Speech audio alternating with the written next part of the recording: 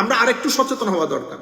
এবং আমি পরিপূর্ণরূপে গণতন্ত্র বলবো, গণতন্ত্র ইসলামে হারাম বলে চিল্লানি মেরেছেন। আমি আপনাদের কাছে বিনয়ের সাথে অনুরোধ করব, আপনি গণতন্ত্র কোন বই থেকে পড়েছেন সেটা নির্ধারণ করবেন। গণতন্ত্রের এই বই, এই পয়েন্ট গ্রহণযোগ্য, এই পয়েন্ট বর্জনীয়।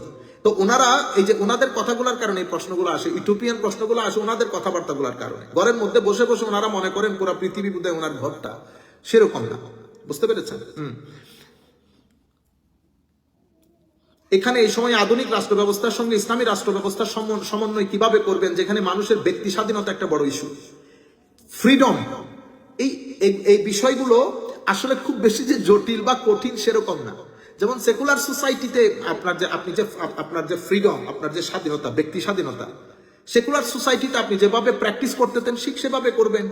আপনার প্র্যাকটিস, আপনি বলেন কি বলবেন, আপনার প্র্যাকটিসের মধ্যে যদি রাষ্ট্র মনে করে আপনি গলত করেছেন, রাষ্ট্র ইচ্ছে করলে আপনাকে পানিশমেন্ট দিবে, আর না হলে আপনি আপনার মত তুলে ধরবেন। কিন্তু আপনি ব্যক্তি স্বাধীনতাকে ইউজ করতে গিয়ে আপনি দেখতে হবে কোনো আবার ক্রাইম করে ফেলতেছেন কিনা। বুঝতে পেরেছেন? যেমন আপনি ব্যক্তি স্বাধীনতা করতেছেন যে আমি আমার সম্পদ বন্টন করব, মানে ধরেন আমার আব্বার সম্পদ আমার ভাইয়ের কাছে চলে আসছে, আমার ভাই চিন্তা করেছে আমি বন্টন করব না। তো রাষ্ট্র যদি মনে করে যে এখানে ইন্টারফেয়ার করবে, রাষ্ট্র অবশ্যই করবে, কারণ আমি বন্টন না করা মানে যে কোনো একজন বঞ্চিত হওয়া, আমি কারো না কারো উপর জুলুম করছি, তো রাষ্ট্র ইন্টারফেয়ার করবে। কিন্তু অ্যাজ ফার এজ ব্যক্তি স্বাধীনতা is concern, Islam has no problem with ব্যক্তি স্বাধীনতা। এখন আপনি ব্যক্তি স্বাধীনতাকে ডিফাইন করতে হবে। আপনি যদি বলেন ওয়েস্টার্ন কান্ট্রি যেভাবে ডিফাইন করে সেভাবে আমি ডিফাইন করবো, না না না, প্রত্যেক দেশ যার যার অবস্থান অনুযায়ী, এখানে কোনো এটার একটা স্ট্যান্ডার্ড প্রিন্সিপাল আছে, সেই প্রিন্সিপাল অনুযায়ী ডিফাইন করবে, কোনো অসুবিধা নেই। এবং এগুলা নিয়ে ধর্ম নেই। বুঝতে পেরেছেন? এখন ব্যক্তি স্বাধীনতা মানে যদি এটা হয় আপনার যা মন চাই বলবেন, তো এটার নাম ব্যক্তি স্বাধীনতা না, এটার নাম ব্যক্তি স্বাধীনতা না। ব্যক্তি স্বাধীনতার মূল প্রেমের আমাদের ইসলামের কোনো ধরনের সমস্যা নাই। আলহামদুলিল্লাহ ওয়াসসালাতু ওয়াসসালামু আলা রাসূলিল্লাহ ওয়া আলা আলিহি ওয়া সাহবিহি ওয়া মাওয়ালা, আম্মা বা'দ। আল্লাহুম্মা সাল্লি আলা সাইয়্যিদিনা মুহাম্মাদিন ওয়া আলা আলি সাইয়্যিদিনা মুহাম্মাদিন বারিক ওয়া সাল্লিম। আল্লাহুম্মা সাল্লি আলা সাইয়্যিদিনা মুহাম্মাদিন ওয়া আলা আলি সাইয়্যিদিনা মুহাম্মাদিন বারিক ওয়া সাল্লিম। যারা যেখান থেকে যুক্ত হয়েছেন আমরা সকলের প্রতি আন্তরিক মোবারকবাদ এবং ধন্যবাদ জানাচ্ছি। সময় যেহেতু খুব দ্রুত শেষ হয়ে যায়, আমরা কোনো ধরনের এই ডান বাম না করে আমরা সরাসরি শুরু করছি। উপস্থিতি আপনারা কমে গেছেন, এটা আমাদের একটা দুর্ভাগ্য। আমরা এই বিষয়গুলাকে ক্যারি অন করতে পারি না, আমাদের ইন্টারেস্ট লুজ করি, যেই কারণে আমাদের এখানে এই বিষয়গুলা নিয়ে ব্যাপক আলোচনা হয় নাই। আমি শুনতেছিলাম আমাদের এক ভাই বোধহয় ঢোল নিয়ে প্রশ্ন করতেছিলেন। এই আমাদের আসলে প্রশ্নগুলা এই 2-4টা বৃত্তের ভিতরে ঘুরে, এখান থেকে আমরা বের হয়ে আসতে পারি নাই, যার কারণে জাতীয়ভাবে আমাদের কোনো স্পেস নাই। সকল দলকে আহ্বান করে, সকল মানুষকে আহ্বান করে, আমাদের কোনো ভয়েস নাই, কারণ আমরা এই বিষয়গুলা থেকে অনেক দূরে চলে গেছি।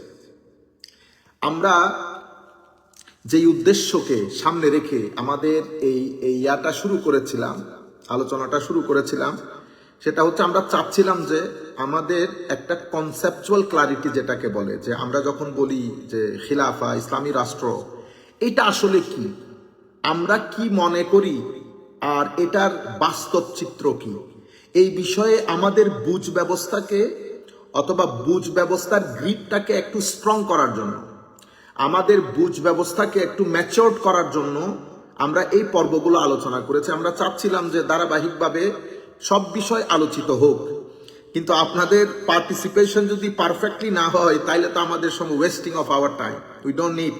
এবং আমাদের হাসানরা এরাও টায়ার্ড হয়ে গেছে, এরা প্রথমটা অনলাইনে প্রচার করেছে, পরবর্তীতে চিন্তা করছে সাহিত্য আসবে, আমরা করলেও কি না করলেও কি। বুঝতে পেরেছেন? এই বিষয়টা আমরা সবাই হেলাফেলা করি। আমাদের যিনি লিঙ্ক দিয়েছেন উনিও পারতেন এটাকে অনলাইনে প্রচার করতে, স্বাভাবিক অনেক মানুষ চায়, অনেক মানুষ আবার ফেসবুকে মেসেজ দেয় হুজুর এটা হয়ে গেছে আমরা জানি না। বড় পরিসরে যখন কোনো কাজ হবে সবচেয়ে ভালো হয় এটাকে অনলাইনে যে যতটুকুন সম্ভব প্রচার করা, যাতে বেশি সংখ্যক মানুষ লাভবান হয়। আল্লাহ আমাদের হামি ও নাসির হোক। আমরা আর এই দু একটা বিষয় আমাদের শুরু করার আগে ইবনে খালদুন, প্রথমত আমি আপনারা যারা প্রশ্ন পাঠিয়েছেন, আমি হাসান সহ বা আপনারা হ্যাঁ হাসান, মোবাইলটা মনে হয় একটু আপনার মানে স্ক্রিন অবজেক্টটা চলে যাচ্ছে, ওই ক্যামেরাটা একটু মোবাইলটা সরিয়ে নিতে হবে। আপনার সামনে যে মোবাইলটা এটা একটু আরেকটু হ্যাঁ ঠিক আছে। আমরা এই প্রথমত আপনারা যারা প্রশ্ন পাঠিয়েছেন অনেক ধন্যবাদ। চমৎকার চমৎকার কিছু প্রশ্ন এসেছে, খুব দারুণ। আপনাদের প্রত্যেকটা কিছু প্রশ্ন প্রয়োজন ছিল না, যেহেতু আমরা গত পর্বে বেশ কিছু জিনিস আলোচনা করে ফেলেছি, বাট কিছু প্রশ্ন চমৎকার। যিনি এই খিলাফা এবং ইসলামী রাষ্ট্র বর্তমান এই সময়ের পরিপ্রেক্ষিতে ইথিওপিয়ান কনসেপ্ট বলেছেন, আপনি কি এখানে আছেন? থাকলে একটু হাতটা তুলেন প্লিজ। যিনি ইসলামী রাষ্ট্র ব্যবস্থা কেন ইথিওপিয়ান নয়, মানে কেন একটা কল্পনাপ্রসূত বিষয় নয় বর্তমান সময়ের প্রেক্ষাপটে, এই প্রশ্ন যিনি করেছেন উনি একটু হাত তুলেন। হাসানরা যদি একটু উনাকে উনি হাত তুললে একটু আনমিউট করে দেন, আমি ওনার সাথে একটু কথা বলি। উনি চমৎকার একটা প্রশ্ন করেছেন। তুলেছে কেউ? মনে হয় আসেন নাই। আচ্ছা, হ্যাঁ, এস সাইফ, প্রশ্নটা কি উনি করেছেন দেখেন তো হাসান।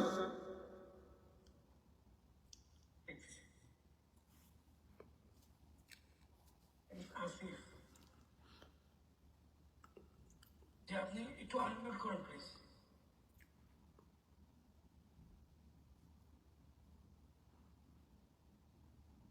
আপনাকে আনমিউট করার জন্য রিকোয়েস্ট দিচ্ছি, একটু প্লিজ দেখেন। জি আসিফ, জি প্রশ্নটা কি আপনি করেছিলেন?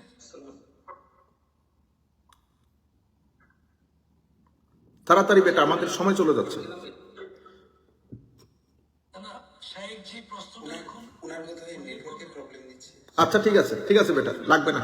ওকে ওকে, তো বলতে চাইতেছিলাম কিছু প্রশ্ন খুব চমৎকার এসেছে, আমরা প্রশ্নগুলোর আলোকে আলোচনা করব। তার আগে আমি আমার একটা বক্তব্য শুরু করব, ওখান থেকে আমরা প্রশ্নে চলে যাব। ইবনে খলদুন আপনারা জানেন, যাকে সমাজবিজ্ঞানের জনক বলা হয়। ইবনে খলদুন ওনার একটা বিখ্যাত গ্রন্থ আছে মুকাদ্দামা, আল মুকাদ্দামা। এটা আপনারা ইংরেজিতে ট্রান্সলেশন আছে, বাংলা আরবিতে ট্রান্সলেশন, আরবিতে তো আছেই, পৃথিবীর বিভিন্ন ভাষাতে এটা ট্রান্সলেশন আছে। আপনারা যারা পড়েন নাই পড়ে নিতে পারেন, চমৎকার একটা বই। সে বইয়ের মধ্যে উনি রাষ্ট্রকে 3 ভাগে ভাগ করেছেন। আমি যেটা গত সেশনে মিস করেছি, আমাকে অনেক ছাত্র মেসেজ করেছেন যে হুজুর এই জিনিসটা একটু মিস হয়ে গেছে। উনি রাষ্ট্রকে 3 ভাগে ভাগ করেছেন। একটাকে উনি নাম দিয়েছেন রাজনৈতিক রাষ্ট্র, সিয়াসি মানে সিয়াসিয়া। আরেকটাকে উনি নাম দিয়েছেন প্রাকৃতিক রাষ্ট্র, ঠিক আছে। আরেকটাকে নাম দিয়েছেন নববী রাষ্ট্র, আদ-দাওলা আন-নববিয়্যা, ঠিক আছে। তো এই রাষ্ট্র, দেয়ার আর 3 কাইন্ডস অফ স্টেটস। একটাকে উনি নাম দিয়েছেন পলিটিক্যাল স্টেট। তো পলিটিক্যাল স্টেটে কি হয়? পলিটিক্যাল স্টেটে মানুষের ইহকালীন মঙ্গলের জন্য, মানুষের ইহকালীন মঙ্গল অর্জনের জন্য আল্লাহ রাব্বুল আলামিন মানুষকে যে আর্গুমেন্ট দিয়েছেন, রেশনাল একটা বেস দিয়েছেন, মানুষের যুক্তি, মানুষের চিন্তা চেতনা, এটার উপর ভর করে সবার সাথে সলা পরামর্শ পূর্বক মানুষের মঙ্গলের জন্য কাজ করা, এটাকে উনি নাম দিয়েছেন কি? Political state. যেটা আমরা বর্তমানে করে থাকি, যেটাকে আমরা এখন সেকুলার স্টেট নাম দিচ্ছি। দ্বিতীয় বিষয় হচ্ছে প্রাকৃতিক রাষ্ট্র। এটা কি? তো এটা অরিজিনালি ডিক্টেটোরিয়াল রুল। এখানে জনগণের কোনো রায় নাই, বা আমি বিবেক বুদ্ধি, হ্যাঁ, মানুষের সাথে সলা পরামর্শ। আপনাদের কারো আওয়াজ শোনা যাচ্ছে, যদি কেউ আনমিউট থাকেন মিউট করে দেন। আপনাদের এখানে বিবেক বুদ্ধির কোনো কাজ নাই, কোনটা ভালো কোনটা মন্দ ডাজন্ট ম্যাটার। এখানে যিনি ক্ষমতা পরিচালনা করেন, ওনার based on his or her wish, তার চিন্তা চেতনা, তার চাওয়া পাওয়ার উপর ভিত্তি করে রাষ্ট্র পরিচালিত হয়। এখানে আইন গঠিত হয়, এখানে আইন ক্যান্সেল হয়, সংশোধন হয়, বিয়োজন হয়, হ্যাঁ, সবকিছু ওই যিনি রাষ্ট্রপ্রধান তার উইশের উপরে ভিত্তি করে হয়। এটাকে উনি নাম দিয়েছেন প্রাকৃতিক রাষ্ট্র। আচ্ছা, তৃতীয় হচ্ছে আদ-দাওলা আন-নববী। এটা খুব দারুণ করে উনি উপস্থাপন করেছেন। তো আদ-দাওলা আন-নববিয়্যা, নববী রাষ্ট্র, এটা কিরকম?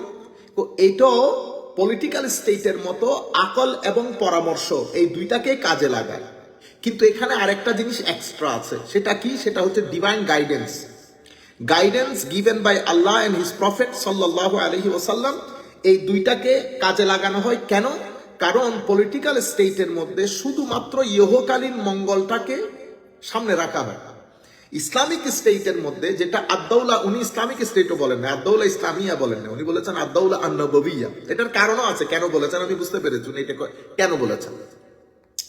আদ-দাওলা আন-নববিয়্যা বলে উনি বলেছেন এখানে আরেকটা জিনিস অ্যাড হয়েছে, সেটা কি? এখানে শুধু ইহকালীন মঙ্গলের বিষয় না, এখানে ইহকালীন মঙ্গলের সাথে পরকালীন মঙ্গলও নিহিত। তাহলে নববী স্টেটের মধ্যে আপনার জীবন যাপনের জন্য যত তরিকা নিয়ম কানুন বানানো হয়, মেনে চলতে হয়, সবকিছুর সামনে দুটি জিনিস থাকে। একটি হচ্ছে ইহকালীন শান্তি, আরেকটি হচ্ছে পরকালীন মুক্তি। এবং এটার মধ্যে এই ডিভাইন গাইডেন্স অ্যাড থাকে। আর পলিটিক্যাল রাষ্ট্রের মধ্যে শুধুমাত্র ইহকালীন মঙ্গলটাকে সামনে রাখা হয়, উন্নতিকে সামনে রাখা হয়। এবার উন্নতি যে কোনো নিয়মে আসুক, আমার উন্নতি দরকার। উন্নতি বলতে আমি মানুষের জন্য আইনকে নিশ্চিত করা। উন্নতি বলতে সবার জন্য যে বেসিক নিডস, হিউম্যান রাইটস বলে, যেমন আপনার শিক্ষা, আপনার জান মাল সম্পদের নিরাপত্তা, আপনার সম্মানের নিরাপত্তা, এগুলো স্টেট এনশোর করবে সলা পরামর্শ এবং আইনের মাধ্যমে। কিন্তু দেখেন এখানে কিছু জিনিস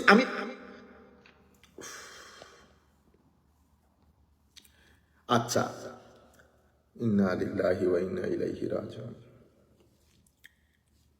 আল্লাহ সবাইকে হেদায়েত করুক। মাথা থেকে সরে গেছে। উনি ফোন দিয়ে প্রশ্ন করতেছেন মোবাইলে, আমি ক্লাসে। সুবহানাল্লাহ, হাউ ইন্টেলেকচুয়াল উই আর। তো বলতে চাচ্ছিলাম এখানে ইহকালীন মুক্তি পরকালীন মুক্তি দুইটাই জড়িত। এখন আমি আপনাকে দুইটা সমাজ দেখাবো, এটা খুবই গুরুত্বপূর্ণ। যেমন যখনই আপনারা কোনো ডিবেট দেখবেন, আমি আমাদের সৈয়দ গুলাম কিবরিয়া আজহারী সাহেবকে ধন্যবাদ, উনি একটা ডিবেট পাঠিয়েছেন আমাদের ইন্ডিয়ার এক ভদ্রলোকের সাথে, আমাদের জাভেদ আখতার সাহেবের সাথে। তো জাভেদ আখতার সাহেব বলেছেন, আমি আপনাকে বলছি দুইটা স্টেট, যারা ধর্ম মানে যারা ধর্ম মানে না, আপনি দেখেন। জাভেদ আখতার সাহেব হয়তো জানেন না, এটা আপনারা পারলে ফেসবুকে এটা লেখেন। জাভেদ আখতার সাহেব সহ যারা এই মতগুলো পোষণ করেন, আমেরিকাতে আসেন, ইংল্যান্ডে আসেন, চাকচিক্য দেখেন, অতঃপর চলে যান। আমি আপনাকে বলছি, ধর্ম যেই সমস্ত রাষ্ট্রে নাই, সেই সমস্ত রাষ্ট্রের আসল অবস্থা কি। আপনি যদি শুধু ইহকালীন মঙ্গলকে টার্গেট করেন, তাইলে আপনি ইহকালীন মঙ্গল করেছেন। কি করেছেন? সবার জন্য আইন নিশ্চিত করেছেন, নাম্বার 1। আপনি সবার জন্য শিক্ষা নিশ্চিত করেছেন, নাম্বার 2। আপনি সবার জান মালের হেফাজত করেছেন, নাম্বার 3। কিন্তু আপনি অতিমাত্রা ইহকালীন হওয়ার কারণে আমি মানুষের ভিতরে আমার যে আরেকটা ডাইমেনশন আছে, আমি রু কল্ব বলবো না, রু কল্ব বলবে আপনারা এটাকে অ্যারাবিক টার্ম বলে উড়িয়ে দেবে। আমাদের একটা মন আছে, মনন, যেটা আমাকে কাঁদায়, যেটা আমাকে হাসায়, যেই মনের কারণে আমি আরেকজনের মেয়েকে বিয়ে করি কিন্তু নিজের মেয়েকে বিয়ে করি না। এই যে আমি আরেকজনের মেয়েকে বিয়ে করছি কিন্তু নিজের মেয়েকে না, কেন? পৃথিবীর কোন যুক্তিতে এটাকে আপনি দাঁড় করাইতে পারবেন না। আপনার কাছে শুধু একটা কথা থাকবে যে আমার ভিতর এটা অ্যাকসেপ্ট করে না, আমার মন আমার ভিতর এটাকে মেনে নেয় না। ওই ভিতরটা যিনি বানিয়েছেন, বুঝতে পেরেছেন, এটাকে বলে গড অ্যাওয়ারনেস। আমি ওদিকেও যাচ্ছি না, আমি বলছি আপনি যখন মননটাকে লুক আফটার না করবেন, তো কি হয়? যেটা ইউরোপে হয় সেটাই হয়। এই কথাটা কেউ বলেও না, ইগনোর করে এটাকে। ইউরোপের বর্তমান সমস্যা, আপনি সবকিছু আছে কিন্তু ডিপ্রেশন মানি এটাকে আমার বাংলায় কি বলে হাসান?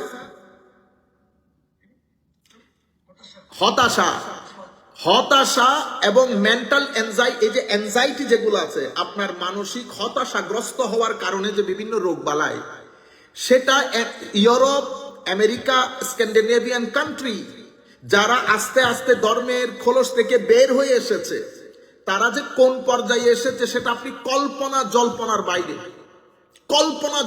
বাইরে। এবং এই ডিপ্রেশনের কারণে কোনো পরিবারের মধ্যে শান্তি নাই। পরিবারগুলো ব্রোকেন ফ্যামিলি। ব্রোকেন ফ্যামিলি মানে এখানে কোনো হাজব্যান্ড ওয়াইফ নাই, বিয়ে প্রথা বন্ধ হয়ে গেছে। মা বাপ কোথায় থাকে সন্তান জানে না। আপনি আমাকে এই সমাজের কথা বলছেন, এটা আপনার আইডিয়াল এই সমাজ? যেই সমাজের মধ্যে ক্রাইম যেগুলা হয় সেগুলা কল্পনারও বাইরে ক্রাইম, মানে এটা আমি কল্পনাও করতে পারবো না। শুধু দিনদারি না, শুধু ধর্ম না থাকার কারণে, গড অ্যাওয়ারনেস না থাকার কারণে। আপনি শুধু বিল্ডিং দেখেছেন, বড় বড় গাড়ি দেখেছেন, নিঃসন্দেহে আছে। কারণ জ্ঞান, সভ্যতা, সায়েন্স এটা কোনো জাতি বাপের সম্পদ না। Let me repeat it again. জ্ঞান কোনো বাবার সম্পদ না, কোনো জাতির বাপের সম্পদ না। এটা এই সভ্যতার গাড়ি, জ্ঞানের এই গাড়ি পৃথিবীর যে কোনো একটা রাষ্ট্র থেকে শুরু হয়েছে। এটা গ্রিসে গিয়েছে, মিশরে গিয়েছে, মুসলমানদের কাছে এসেছে, অতঃপর সেটা পশ্চিমা দেশে এসেছে, এরপরে কোন দেশে যাবে গড নোস। এগুলা পৃথিবীর কোন জাতির বাবার সম্পদ না। যারা বলে এগুলা আসলে না বুঝার কারণে বলে, পশ্চিমা ওনারা করেছেন। না না ভাই, এটা একটা গাড়ি। এই গাড়ি এক এক সময় এক এক স্টেশনে পার্কিং করে রাখে। যতক্ষণ পর্যন্ত ওই স্টেশনে পার্কিং অ্যালাউড থাকে ততক্ষণ করে। গ্রিসে পার্ক করেছে, বেবিলন শহরে পার্ক করেছে, মিশরিয়ান সভ্যতায় পার্ক করেছে, চাইনিজ সভ্যতায় পার্ক করেছে, পার্সিয়ান সভ্যতায় পার্কিং করেছে, মুসলিম সভ্যতার সময় পার্কিং করেছে, এখন ওয়েস্টে পার্কিং করছে। ইতোপূর্বে পৃথিবীতে ইংল্যান্ডের একটা রমরমা ছিল, গাড়ি ওখানে পার্কিং করেছে। রাশিয়াতে রমরমা ছিল, পার্কিং করেছে। এখন আমেরিকাতে রমরমা পার্কিং করছে। আগামী 100 বছর পরে এই গাড়ি কোন দেশে যায় গড নোস। কোন দেশ শূন্য থেকে শুরু করে নাই, কোন দেশ শূন্য থেকে শুরু করে নাই, বরং এগিয়ে নিয়েছে।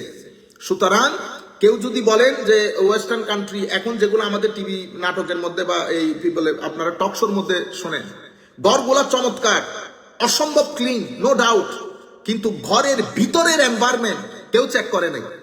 তাইলে পলিটিক্যাল স্টেট শুধু ঘর পর্যন্ত কাজ করে, ইসলামিক স্টেট ঘরের ইনফ্রাস্ট্রাকচারে হ্যাপি হয় না, ঘরের ভিতরের এনভায়রনমেন্ট চিন্তা করে। পরকালীন মুক্তি, এটাকে যদি আপনি আপনার কনসিডারেশনে না রাখেন, তাইলে ঘরের ভেতরের এনভায়রনমেন্টটা আপনি এনশিওর করতে পারবেন না। এখন আমাদের দেশ সহ পৃথিবীতে থার্ড ওয়ার্ল্ড কান্ট্রি আমরা যারা আছি, আমরা কি চাচ্ছি? আমরা ডেভেলপমেন্ট চাচ্ছি। আমি আপনাদের মাধ্যমে, যেহেতু আপনারাই ভোট দিবেন, আপনাদের মাধ্যমে আপনারা এটা চিন্তা করে দেখবেন, আমরা কি ওয়েস্টার্ন ডেভেলপমেন্ট চাচ্ছি কিনা। আমরা ওয়েস্টার্ন ডেভেলপমেন্ট চাচ্ছি না। আমরা আমাদের সন্তানদেরকে সুইসাইডের দিকে ঠেলে দিতে পারবো না। ওয়েস্টার্ন ডেভেলপমেন্টের যেই প্রসেস, এটা যদি আপনি লেটার এন্ড স্পিরিট নিয়ে নেন, কোন ধরনের ফিল্টারিং ছাড়া, আমরা ফিল্টার করব। আমার সভ্যতার সাথে কতটুকুন যায় সেটা চেক এন্ড ব্যালেন্স করব। আপনি যদি একেবারে ওভাবে নিয়ে যান, তাইলে আপনি কি পারবেন? স্কুলের মধ্যে ছেলে একটা আসবে, ব্রাশ ফায়ার করবে, 18 জন মেরে ফেলবে, এটা আপনি এফোর্ড করতে পারবেন? রাস্তার মধ্যে একজনের ইচ্ছে হবে সে ব্রাশ ফায়ার করে দিবে, পারবেন এফোর্ড করতে? আপনি ডিপ্রেশনে আপনার সন্তান মিনিটে 5 জন সুইসাইড করুক আমাদের বাংলাদেশে, পারবেন এফোর্ড করতে?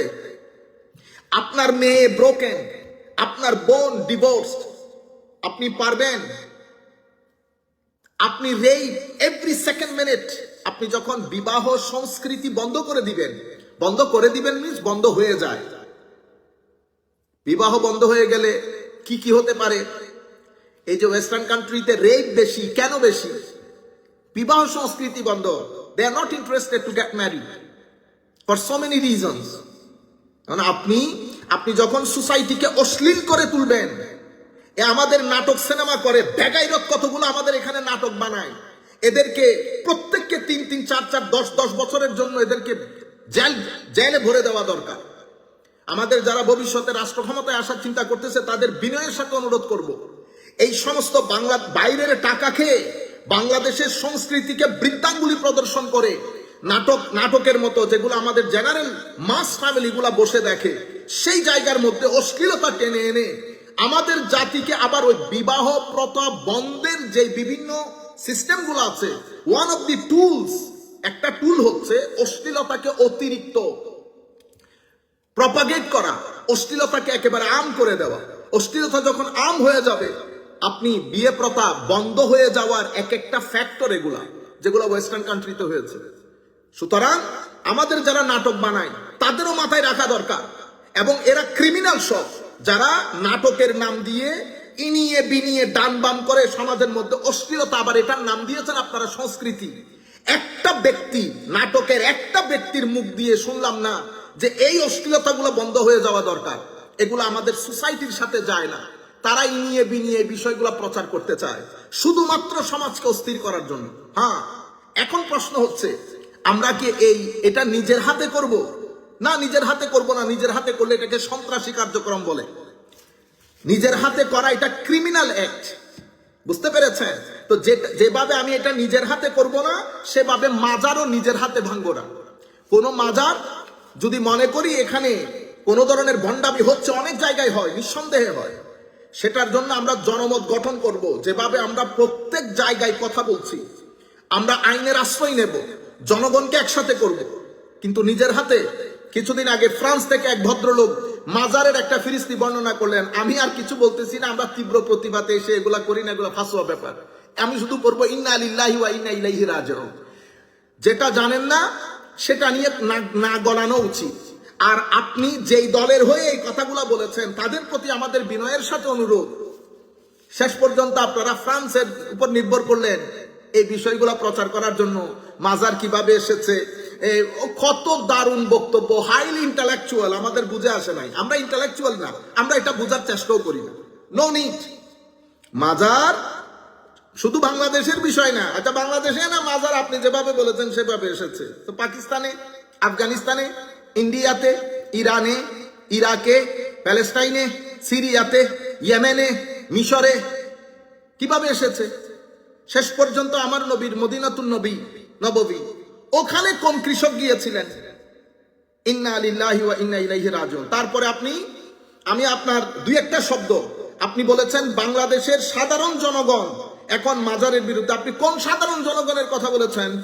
তাইলে বাংলাদেশের সাধারণ জনগণ যদি মাজারের বিরুদ্ধে যায়, তাহলে তো বাংলাদেশের মাইজবান্ডার দরবার শরীফের উরসে পাকের মধ্যে 40 লাখ মানুষ হয়, আট্রসির উরসের মধ্যে 50 লাখ মানুষ হয়, এনায়েতপুরের উরসের মধ্যে 50 থেকে 60 লক্ষ মানুষ হয়, নওতা দরবারে, খান বাহাদুর আহসানুল্লাহর দরবারে 15 থেকে 20 লক্ষ মানুষের জমায়েত হয় উরসে পাকের মধ্যে।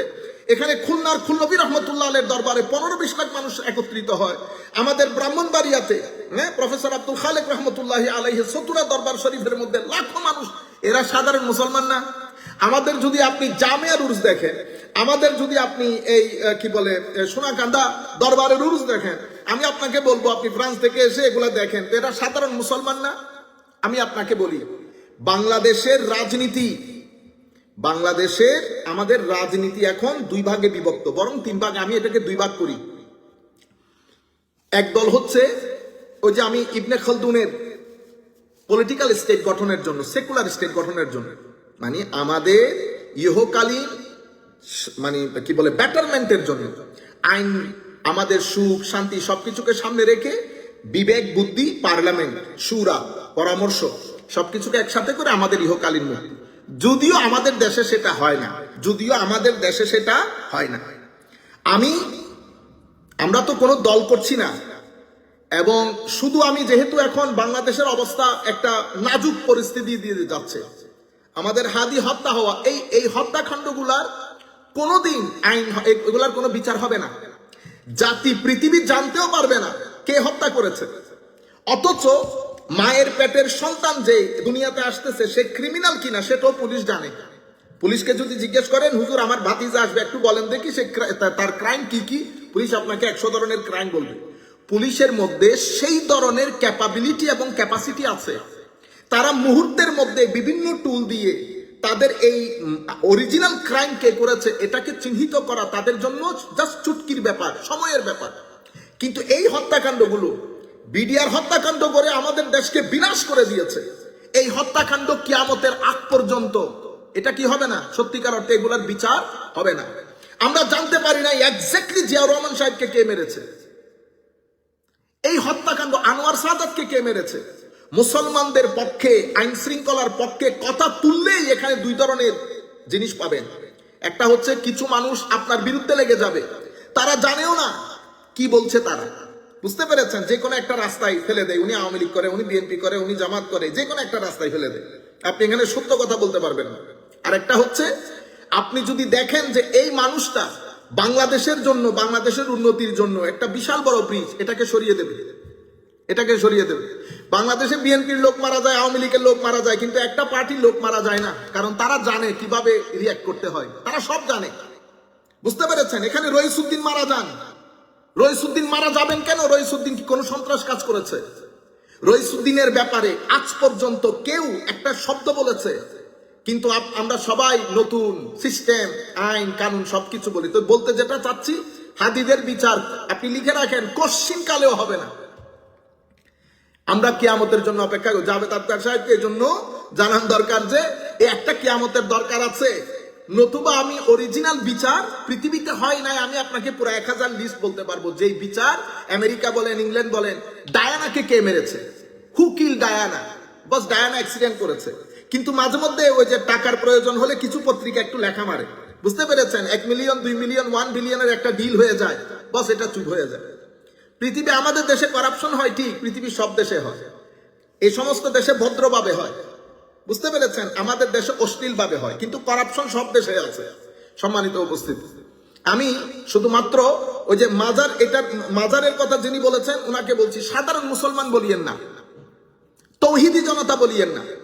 আমাদের এখন আমি আপনাদেরকে একটা হিস্টোরিক্যাল ব্যাকগ্রাউন্ড বলবো। আমার নবী সাল্লাল্লাহু আলাইহি ইসলামের সময়কালে মুসলমানদের যে উগ্রবাদী দল, সেটার উত্থান ঘটে যুলখুয়াইসার আত-তামিমির মাধ্যমে। এটাকে আমরা খারেজি সম্প্রদায় বলি, খারেজি সম্প্রদায় বলি। তার উত্থান ঘটেছিল আমার নবীর শানে বেয়াদবির মাধ্যমে, যেখানে মুসলমানদের মধ্যে এই যে যোজন যোজন দূরত্বটা বেড়ে গেছে, ঠিক এই কারণে বেড়েছে। সে বেয়াদবি করেছে আমার নবীর নাম ধরে ডেকে, আমার নবীর বন্টন প্রক্রিয়ার উপর অসন্তুষ্টি জানিয়ে সে শানে রিসালাতের বেয়াদবির দরজা প্রথমে উন্মোচিত করেছে। সে আমার নবীর দরবার থেকে বের হয়ে যায়। আমার নবী সাল্লাল্লাহু আলাইহি ওয়াসাল্লাম তাকে ইশারা করে বলেন, এই ব্যক্তির উদর থেকে কিছু মানুষ আসবে, তারা আসতে থাকবে, কিয়ামত পর্যন্ত আসবে, তাদের শেষ দল দাজ্জালের সাথে গিয়ে মিশবে। আপনারা বিষয়গুলো মাথায় আনেন, দাজ্জালের সাথে গিয়ে মিশবে, মুসলমানদের সঙ্গ দেবে না তারা। তারা কোরআন তিলাওয়াতে, রোজাতে, নামাজে আপনার চেয়ে সাহাবায়ে কেরামের চেয়ে বেশি বলে বলেছেন আমার নবী সাল্লাল্লাহু আলাইহি ওয়াসাল্লাম। এটা তাদের উত্থান। পলিটিক্যালি তারা অর্গানাইজড হয় হযরত উসমান গনির সময়কালে। তাদের নিজস্ব নাম ছিল উসমানিয়ুন, তারা নিজেদেরকে উসমানি বলে দাবি করতেন। এটা তাদের পলিটিক্যাল ইমার্জেন্স, মানে তারা আইডিওলজিক্যালি সংঘবদ্ধ হয়েছে হযরত উসমান গনির সময়কালে। Politically as a political entity এদের উত্থান ঘটেছে হযরতে আলী ইবনে আবি তালিব রাদিয়াল্লাহু তাআলা আনহুর সময়কালে। এবং আলী রাদিয়াল্লাহু তাআলা আনহুর সাথে যখন যুদ্ধে লিপ্ত হয়, আলী রাদিয়াল্লাহু তাআলা আনহুকে ফতোয়া দেয় কুফরের। তারা আলী রাদিয়াল্লাহু তাআলা আনহুকে জানান, আমরা আল্লাহর হুকুম বাদে কারো হুকুম মানি না। এবং এটার উপর ভিত্তি করে তাদের নিজের নামকরণ করেছে আসহাবুত তাওহীদ ওয়াল ই'তিদাল। আসহাবুত তাওহীদ ওয়াল ই'তিদাল মানে হচ্ছে ন্যায় বিচার, দাড়িপাল্লা ন্যায় বিচার এবং তৌহিদি জনতা। ই'তিদাল মডারেশন এবং তৌহিদি জনতা তাদের নাম ছিল। অতঃপর হযরত আলী রাদিয়াল্লাহু তাআলা আনহুর সময়কালে কি পরিমাণ হত্যাযজ্ঞ করেছে সেটা ইতিহাসে রেকর্ড আছে, আপনারা পড়েন। এর পরবর্তীতে এইটা গতি চলতে চলতে কারবালার যুদ্ধ সংগঠিত হয়। সেই কারবালার যুদ্ধে ইমামে হুসাইন রাদিয়াল্লাহু তাআলা আনহুর বিরুদ্ধে ম্যাক্সিমাম লোক এই আইডিওলজির লোক ছিল, খারেজি সম্প্রদায়ের। এবং তাদের নৃশংসতা, ভয়াবহতা কল্পনা জল্পনার বাইরে। প্রথম মুসলমানদের মধ্যে জবাই করার সংস্কৃতি তাদের মাধ্যমে ইন্ট্রোডিউসড হয়। পৃথিবীতে আমার নবীর সাহাবায়ে কেরাম কখনো কোনো যুদ্ধে কাউকে ধরে কখনো কি করে দেয় নাই, জবাই করেন নাই। প্রথমে এটা তারা এই সংস্কৃতি শুরু করে। অতঃপর কারবালার পরে 300-350 হিজরির মাঝখানে বা 300-400 হিজরির মাঝখানে, 300 হিজরির পরে তারা তাদের একটা মতবাদ সমাজের মধ্যে আসে, সালাফি মতবাদ। কিন্তু অরিজিনালি আইডিওলজিক্যালি খারিজিরা যে মতবাদ, যে আইডিওলজি পোষণ করত, তাদেরও একই আইডিওলজি, কিছু ইদার উদার হবে, সালাফি। অতঃপর হযরত ইমাম ইবনে জাওজি রাহমাতুল্লাহি আলাইহি রাদিয়াল্লাহু আনহু উনাদের কলম, অতঃপর আমাদের যুগের আইম্মায়ে কেরামের কলমের সামনে তারা টিকতে পারেন নাই। পলিটিক্যালি যেহেতু মুসলমানদের হাতে তখন লাঠি, অর্থাৎ হয়তো উমাইয়া নতুবা আব্বাসি, তো তারা পলিটিক্যালি সেভাবে দাঁড়াতে পারে নাই। অতঃপর দীর্ঘদিন পর্যন্ত তাদের লেখাজোকার মধ্যে তারা নীরব ছিল। সপ্তম হজরতে এই ইমাম গাজালি রহমতুল্লাহ আলাইহির পরে একেবারে 700 মানে 650 হিজরির মাঝখানে ইবনে তাইমিয়ার আগমন। ইবনে তাইমিয়া ইনিয়ে বিনিয়ে এই আইডিওলজিটাকে অনেক প্রমোট করে। ইবনে তাইমিয়া আপনারা জানেন অনেক বড় মাপের আলেম ছিলেন, মুসলমান ইসলামী আইমাই কেরামের মধ্যে একেবারে চৌকস অসম্ভব যোগ্য একজন আলেম ছিলেন, ইমাম ছিলেন। আতাউল্লাহ ইস্কান্দারি রহমতুল্লাহ আলাইহির সাথে দ্বিমত পোষণ করে উনাকেও প্রায় কুফরের ফতোয়া লাগিয়েছেন এই ইবনে তাইমিয়া। উনি প্রথম মুসলমানদের মধ্যে ইসালে সওয়াব, আমান নবীর মাজার শরীফে যাওয়া, এই বিষয়গুলা নিয়ে বিভিন্ন ধরনের অস্থির মতবাদ তৈরি করে অসংখ্যবার উনি জেলে গেছেন। কিন্তু উনি একটা মতকে অনেক বেশি স্ট্রেংথেন করে সোসাইটির মধ্যে ছড়িয়ে দেন। উনি দেহবাদী আকীদাটাকে অনেক বেশি প্রমোট করেন, আল্লাহর হাত, আল্লাহর পা, নাউজুবিল্লাহি মিন যালিক। তবে উনি বলেছেন যে মানে এটা কেমন আমরা জানি না, যাই হোক দেহবাদী আকীদাটাকে অনেক প্রমোট করেন। পরবর্তীতে এই আকীদাটাকে ওনার ছাত্র ইবনে জাওজি প্রথম জন না, এর পরবর্তীতে আধুনিক যুগে এসে সৌদি আরবের যখন ওয়াহাবি মুভমেন্ট শুরু হয়, আব্দুল ওয়াহাব নজদি সাহেবের মুভমেন্ট, সেই মুভমেন্টের মধ্যে আইডিওলজিক্যাল যে ব্যাকআপ সেটা ইবনে তাইমিয়ার ছিল। এবং পৃথিবীর মধ্যে আমি এই আমাদের মানে সমস্যা কোন জায়গায়, কেন আমরা এত বেশি চিন্তিত হয়ে পড়ি এই কারণে এই ওয়াহাবি মুভমেন্টের মাধ্যমে এটা এত বেশি উগ্রবাদী, এটা এত বেশি ইনটলারেন্ট, এটা এত বেশি ব্যাড নাম, বদনাম বহন করে এনেছে মুসলমানদের জন্য। যদি ওয়াহাবি মুভমেন্ট না থাকতো, সুফিয়াই কেরামের যে নিয়ম নীতি, সেই নিয়ম নীতির আধারে যেভাবে ইসলামের প্রচার শুরু হয়েছে, ওয়েস্টার্ন কান্ট্রির লোক ইসলাম কবুল বা ইসলাম একেবারে বেড়ে যাও কি বলে অনেক বেশি আকারে বৃদ্ধি পাওয়াটা সময়ের ব্যাপার ছিল। কারণ সুফিয়াই কেরামের যে ইসলাম প্রচার সেটা অনেক বেশি অ্যাট্রাকটিভ ছিল। কিন্তু এই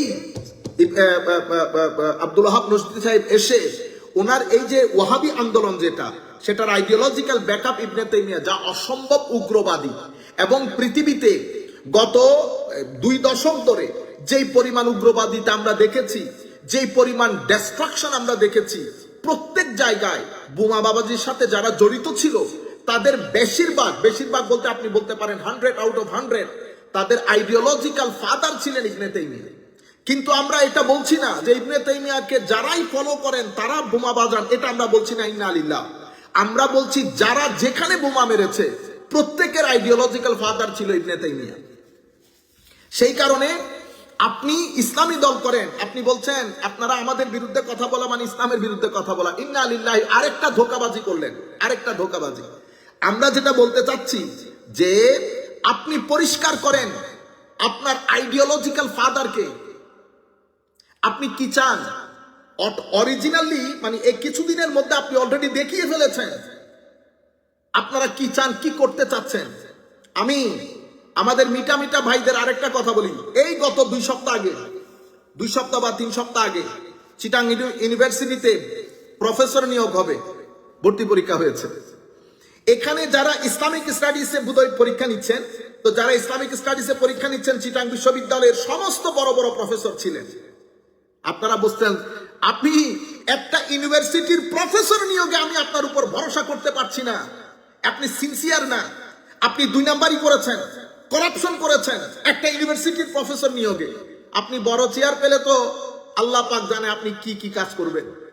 যাই হোক, শুক্রবারে পরীক্ষা ছিল, যতগুলো নিয়োগ হবে নিয়োগ তো তারা আগ থেকে ডিসাইডেড কাকে কাকে নিয়োগ দিবে। এত যোগ্য লোক এসেছে, পরীক্ষা নিয়েছে, জুমার নামাজ পড়তে চলে গেছে, এসে রেজাল্ট ঘোষণা করে দিয়েছে। তারা এই পরীক্ষার কাগজগুলা চেকই করে নাই, পরীক্ষার কাগজগুলা আপনি যে লিখেছেন সেটা দেখেনি নাই। তাদের সিলেক্টেড 5-10 জন তারা সিলেক্ট করে নিয়েছে।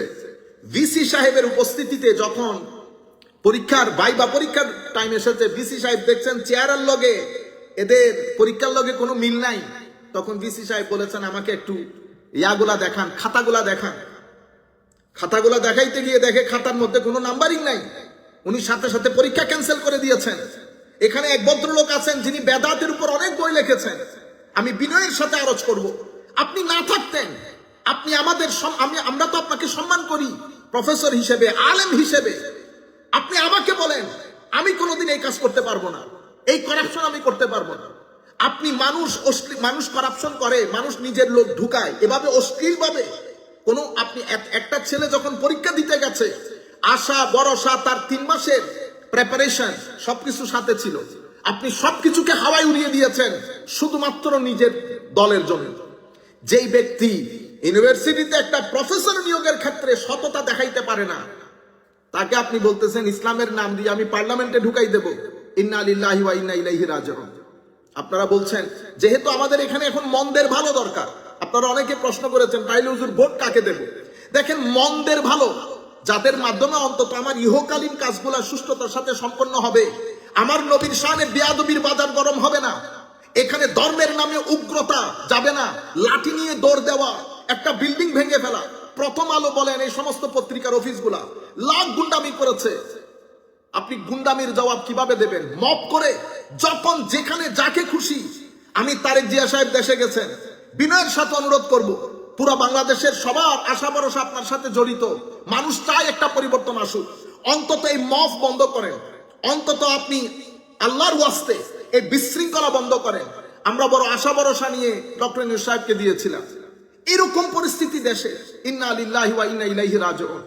দিনে দুপুরে যার যেখানে খুশি, কে মারতেছে কে মরতেছে গড নোস। এগুলা বন্ধ হওয়া দরকার।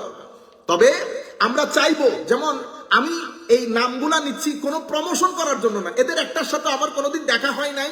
আপনারা দোয়া করবেন আল্লাহ যেন দেখা নাই করায়, আমাদের দেখা হওয়ার দরকার নাই। আমাদের আমির খসরু মাহমুদ চৌধুরী এরা কালপ্রিট না, ভদ্র মানুষ। আমাদের মেয়র আল্লাহ পাকের মেহেরবানি ডাক্তার সাদাত সাহেব ভদ্র মানুষ, ইতোপূর্বে যিনি ছিলেন উনিও ভদ্র ছিলেন, ভদ্র মানুষ। আপনারা বুঝতে পেরেছেন? আমি বলতে চাচ্ছি, আপনি যাকে মনে করবেন ভদ্র, আপনি কথা শুনাইতে পারবেন, আপনারা যেমন আমাদের এই ফজলুল হক সাহেব, আমাদের এই যে আউলিয়া ইকরামের পক্ষে কথা বলেছেন, হ্যাঁ, ভদ্র মানুষ, ইজি গোয়িং মানুষ, করাপশনের সাথে সম্পর্ক নাই। যাকে আপনি মনের ব্যথাগুলো শোনাইতে পারবেন, আপনার পক্ষে কাজ করবে বলে মনে হচ্ছে, সত্যের পক্ষে আওয়াজ তুলবে বলে মনে হচ্ছে, তাদেরকে ভোট দেন। আমাদের এখন ওভাবে যদি জাজ পড়তাল করে দেখি তো আমিও তো ডিসকোয়ালিফাইড হয়ে যাব। আমাদের এখন ওই মন্দের ভালো নীতিতে প্রসিড করতে হবে। যাই হোক, আমি যেটা আপনাদেরকে বলতে চাচ্ছিলাম যে ওই সাধারণ জনগণ বলিয়েন না, আমি এই সাধারণ জনগণ কারা সেটা দেখানোর জন্য এত লম্বা ইতিহাস বলেছি। এই সাধারণ জনগণকে আপনি এখন দেখতেছেন ভেঙে ফেলার রাজনীতি, কত কিছু করতেছি আমরা ধর্মের নাম দিয়ে, এবং আমরা নামতে নামতে এতটুকু নেমেছি। আমি আপনাকে বললাম না, নামতে নামতে এতটুকু নেমেছে, আমাদের ওই কি বলে সব জ্ঞানও হারিয়ে যাচ্ছে আমরা আসলে কি করতে চাচ্ছি। আল্লাহ আমাদের হামি ও নাসির হোক, মাওলাই করিম আমাদের এই রাষ্ট্রটাকে রক্ষা করুন। আমাদের লাখো তরুণ লেখাপড়া করে চাকরি নাই বাকরি নাই অনিশ্চয়তার মুখে। আমি তারেক জিয়া সাহেবকে অনুরোধ করব, গ্রাসরুট লেভেলে সন্ত্রাসী কার্যক্রম পরিচালনাকারী যত স্টুডেন্ট এই স্টুডেন্ট পলিটিক্স এর মধ্যে ঢুকিয়েছেন এদেরকে বের করেন। কিছু আছে এই স্টুডেন্ট পলিটিক্স করে, ক্লাস 6ও পড়ে নাই, সে সেক্রেটারি, ক্লাস 6 পাস করে নাই, সে সেক্রেটারি। এরকম হলে ওই যে রাজনৈতিক রাষ্ট্র থাকবে না, ডিক্টেটোরিয়াল রুলে পরিণত হবে। আমরা তবুও হুসনুজ্জন করি, আল্লাহ আমাদেরকে কিছু একটা করবেন, আল্লাহর দরবারে দোয়া করছি, মাওলাই করিম আমাদের ভাগ্যের পরিবর্তন করুন। যাই হোক, তৃতীয় যে বিষয় আমি খুবই গুরুত্বপূর্ণ যেটা আলোচনা করতে চাচ্ছি সেটা হচ্ছে এই আল্লাহুম্মা সাল্লি আলা সাইয়্যিদিনা মুহাম্মাদিন ওয়া বারিক ওয়াসাল্লিম। আমাদের এখানে এটা মাওলানা আবুল আলা মাওদুদী সাহেবও এই মত গ্রহণ করেছেন। সেটা কি? সেটা হচ্ছে এই ইসলামী রাষ্ট্র গঠন, একামতে দ্বীন, মানে ইসলামী রাষ্ট্র প্রতিষ্ঠা করে দ্বীন কায়েম করা, একামতে দ্বীন। কোরআন শরীফের মধ্যে আপনারা নোট করে রাখতে পারেন, এই সূরা শুরার মধ্যে এসেছে 13 নম্বর আয়াতে, শারা আলাকুম মিনাদ-দ্বীন মা ওয়াসা বিহি নূহা ওয়াল্লাযী আওহাইনা ইলাইকা ওয়া মা ওয়াসাইনা বিহি ইব্রাহিমা ওয়া মূসা ওয়া ঈসা আন আকিমুদ-দ্বীন ওয়া লা তাতাফাররাকু ফী কাবুরা আলাল মুশরিকিনা মা তাদউহুম ইলাইহি আল্লাহু ইয়াজতাবি ইলাইহি মান ইয়াশা ওয়া ইয়াহদি ইলাইহি মান ইউনিব। এই আয়াতের মধ্যে আমার আল্লাহ বলছেন যে আমার নবীকে যে শরীয়ত দেওয়া হয়েছে, শারা আলাকুম মিনাদ-দ্বীন, আপনাদের জন্য যে শরীয়তকে আল্লাহ নির্ধারিত করেছেন, মা ওয়াসা বিহি নূহা ওয়াল্লাযী আওহাইনা ইলাইহি, মানে আমাদের কাছে যে দ্বীন এসেছে সেটা নতুন কোনো দ্বীন না। ইতোপূর্বে এই দিন প্রচার করেছেন অন্যান্য আম্বিয়ায়ে কেরাম। কিন্তু এখানে 5 জন নবীর নাম নেওয়া হয়েছে, বা 2-4 জন নবীর নাম, অন্যান্য আয়াতের মধ্যেও ঘুরে ফিরে 4-5 জন নবীর নামকরণ করা হয়েছে। কেন? কারণ তারা জলিলুল কদর, উলুল আজম, অনেক সম্মানিত, তাদের আলাদা একটা বৈশিষ্ট্য আছে। সেই ক্ষেত্রে এই 4 জনের বা 5 জনের বা 3 জনের নাম বিভিন্ন আয়াতে বিভিন্নভাবে নেওয়া হয়েছে। যেমন এখানে হযরতে নূহ আলাইহিস সালামের নাম নেওয়া হয়েছে, ইব্রাহিম, মূসা, ঈসা আলাইহিস সালামের নাম নেওয়া হয়েছে। হ্যাঁ, তো এই 4 জনের জলিলুল কদর হওয়ার কারণে মোট কথা হচ্ছে দিন যেটা এসেছে সেটা হঠাৎ করে আসেনি, সেটা বিভিন্ন আম্বিয়ায়ে কেরাম যে দিনগুলো প্রচার করেছেন করতে করতে সেই দিন আমার নবীর কাছে এসেছে। আসার পরে আমার আল্লাহ হুকুম দিয়েছেন আন আকিমুদ্দিন। তো আন আকিমুদ্দিন বলার কারণে মানে দিন কায়েম করার জন্য বলা হচ্ছে। এখন দিন কায়েম করা মানে কি? তো দিন কায়েম করা থেকে আমাদের এই উসমানিয়া খেলাফতের পতনের পরে আমাদের এখানে মুসলমানদের মধ্যে বেশ কিছু বড় বড় লোক, ওনারা এই আমাদের যে ইসলামিক পলিটিক্স আবার মুসলমানদের পুনরুত্থানের জন্য এবং মুসলিম রাষ্ট্র যেটা মুসলমানরা প্রায় 1100-1200 বছর পরিচালনা করেছেন সেটা আবার পুনরায় অ্যাচিভ করার জন্য তারা মুভমেন্ট শুরু করে। সেই মুভমেন্টের মধ্যে ম্যাক্সিমাম ক্ষেত্রে তারা আইডিওলজিক্যাল ফাদার হিসেবে ইবনে তাইমিয়া এবং মডেল হিসেবে আব্দুল ওয়াহাব নজদির এই মডেলটাকে গ্রহণ করেন, যার কারণে উলামায়ে কেরাম সঙ্গ দেয় নাই।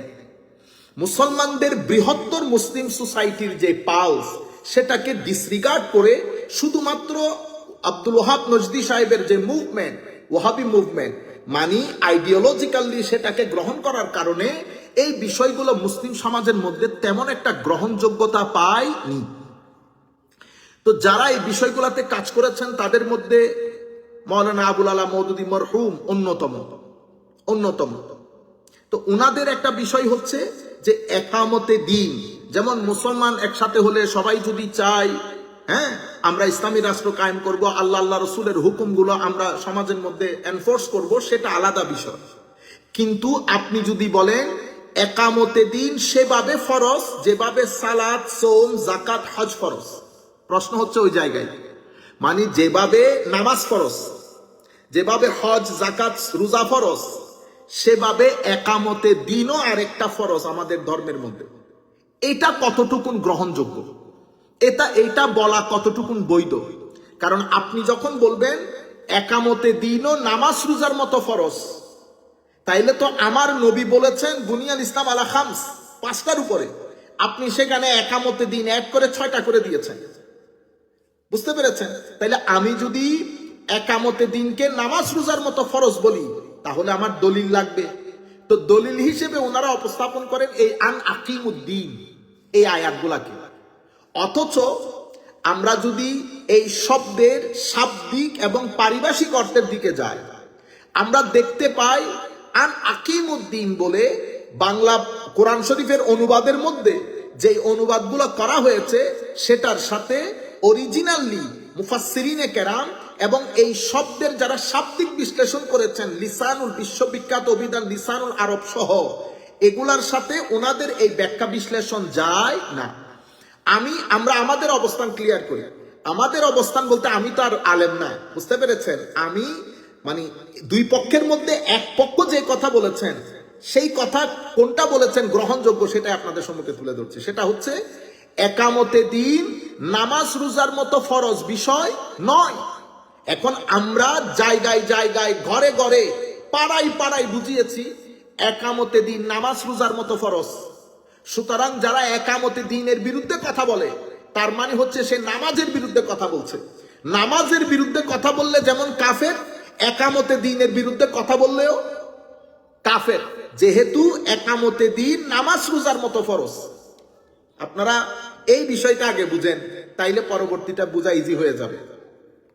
মাওলানা আবুল আলা মওদুদী সাহেব সহ মরহুম, উনি সহ যারা ওনার এই মত গ্রহণ করেছেন, কিন্তু ওনার এই মত ওনার অনেক বড় ছাত্র গ্রহণ করেন নাই, এবং ওনার সাথে থাকা অনেক বড় বড় স্কলার এটা গ্রহণ করেন নাই। আমি আপনাদের সামনে আরেকটা বিষয় বলছি, আমরা এই যে মাওলানা আবুল আলা মওদুদী মরহুমের এই কথাগুলা ক্রিটিসাইজ করছি, ক্রিটিসিজম মানে গালি দেওয়া না, ইন্না লিল্লাহ। উনি যা খেদমত করেছেন, উনার খেদমতের সামনে আমি গিনি পোকা, কিছুই না।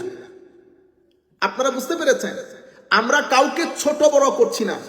যিনি যেই কাজ করেছেন আল্লাহ রাব্বুল আলামিন তাকে সেভাবে যা দান করুন।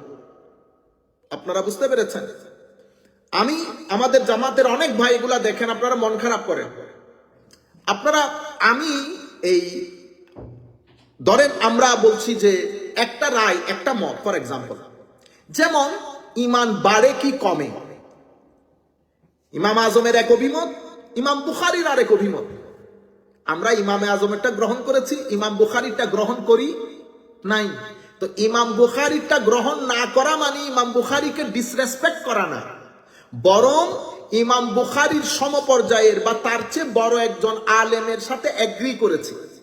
That's it. আমরা মৌলানা আবুল আলা মওদুদী মরহুমের এই কথার সাথে ডিসএগ্রি করা মানে আমি বড় হয়ে যাওয়া না, বরং ওনার সাথে যারা বড় বড় লোক ডিসএগ্রি করেছে আমরা তাদের সাথে আছি।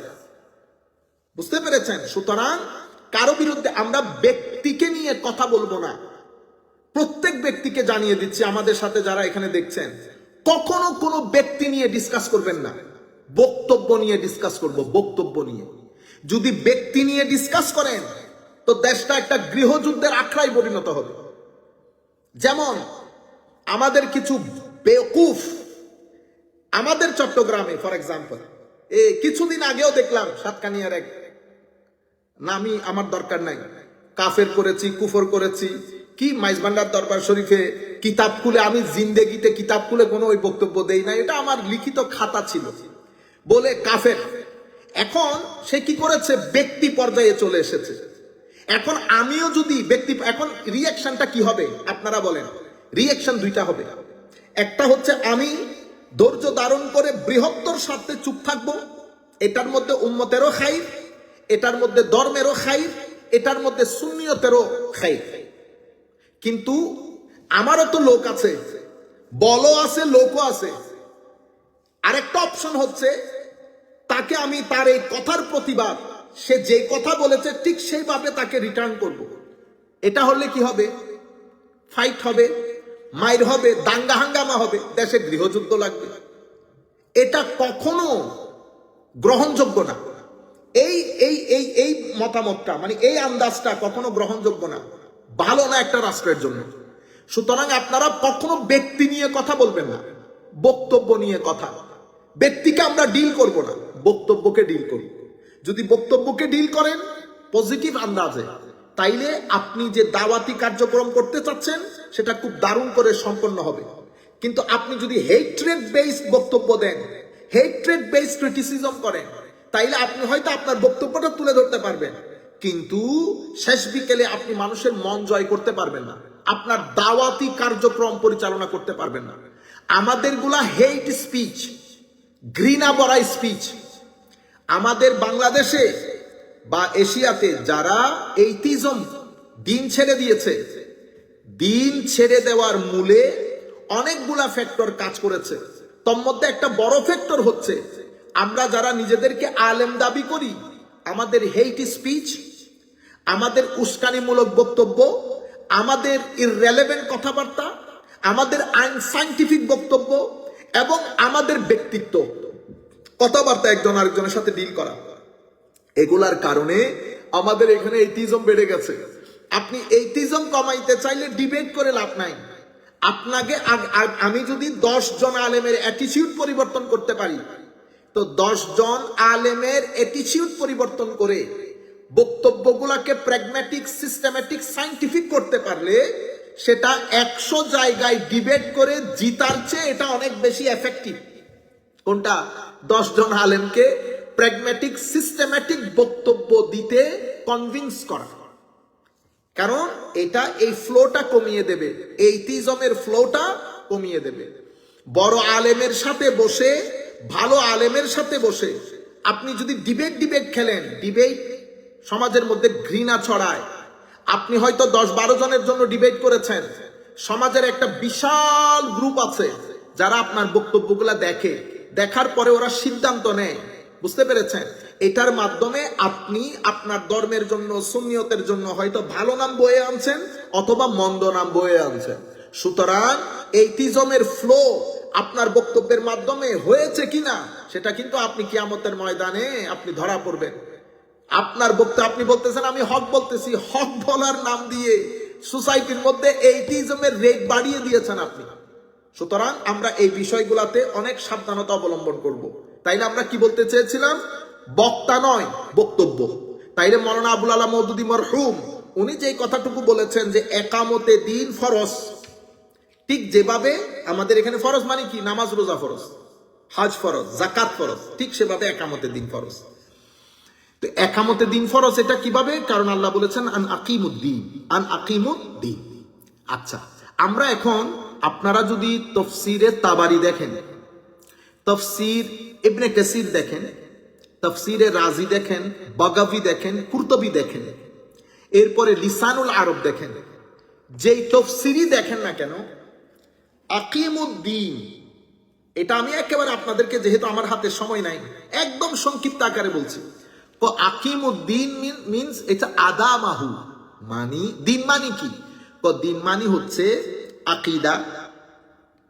দিন মানি দিনের প্যাকেজের ভিতরে আকিদা, আমল, আখলাক, মুআমালা সবকিছু ইনক্লুডেড।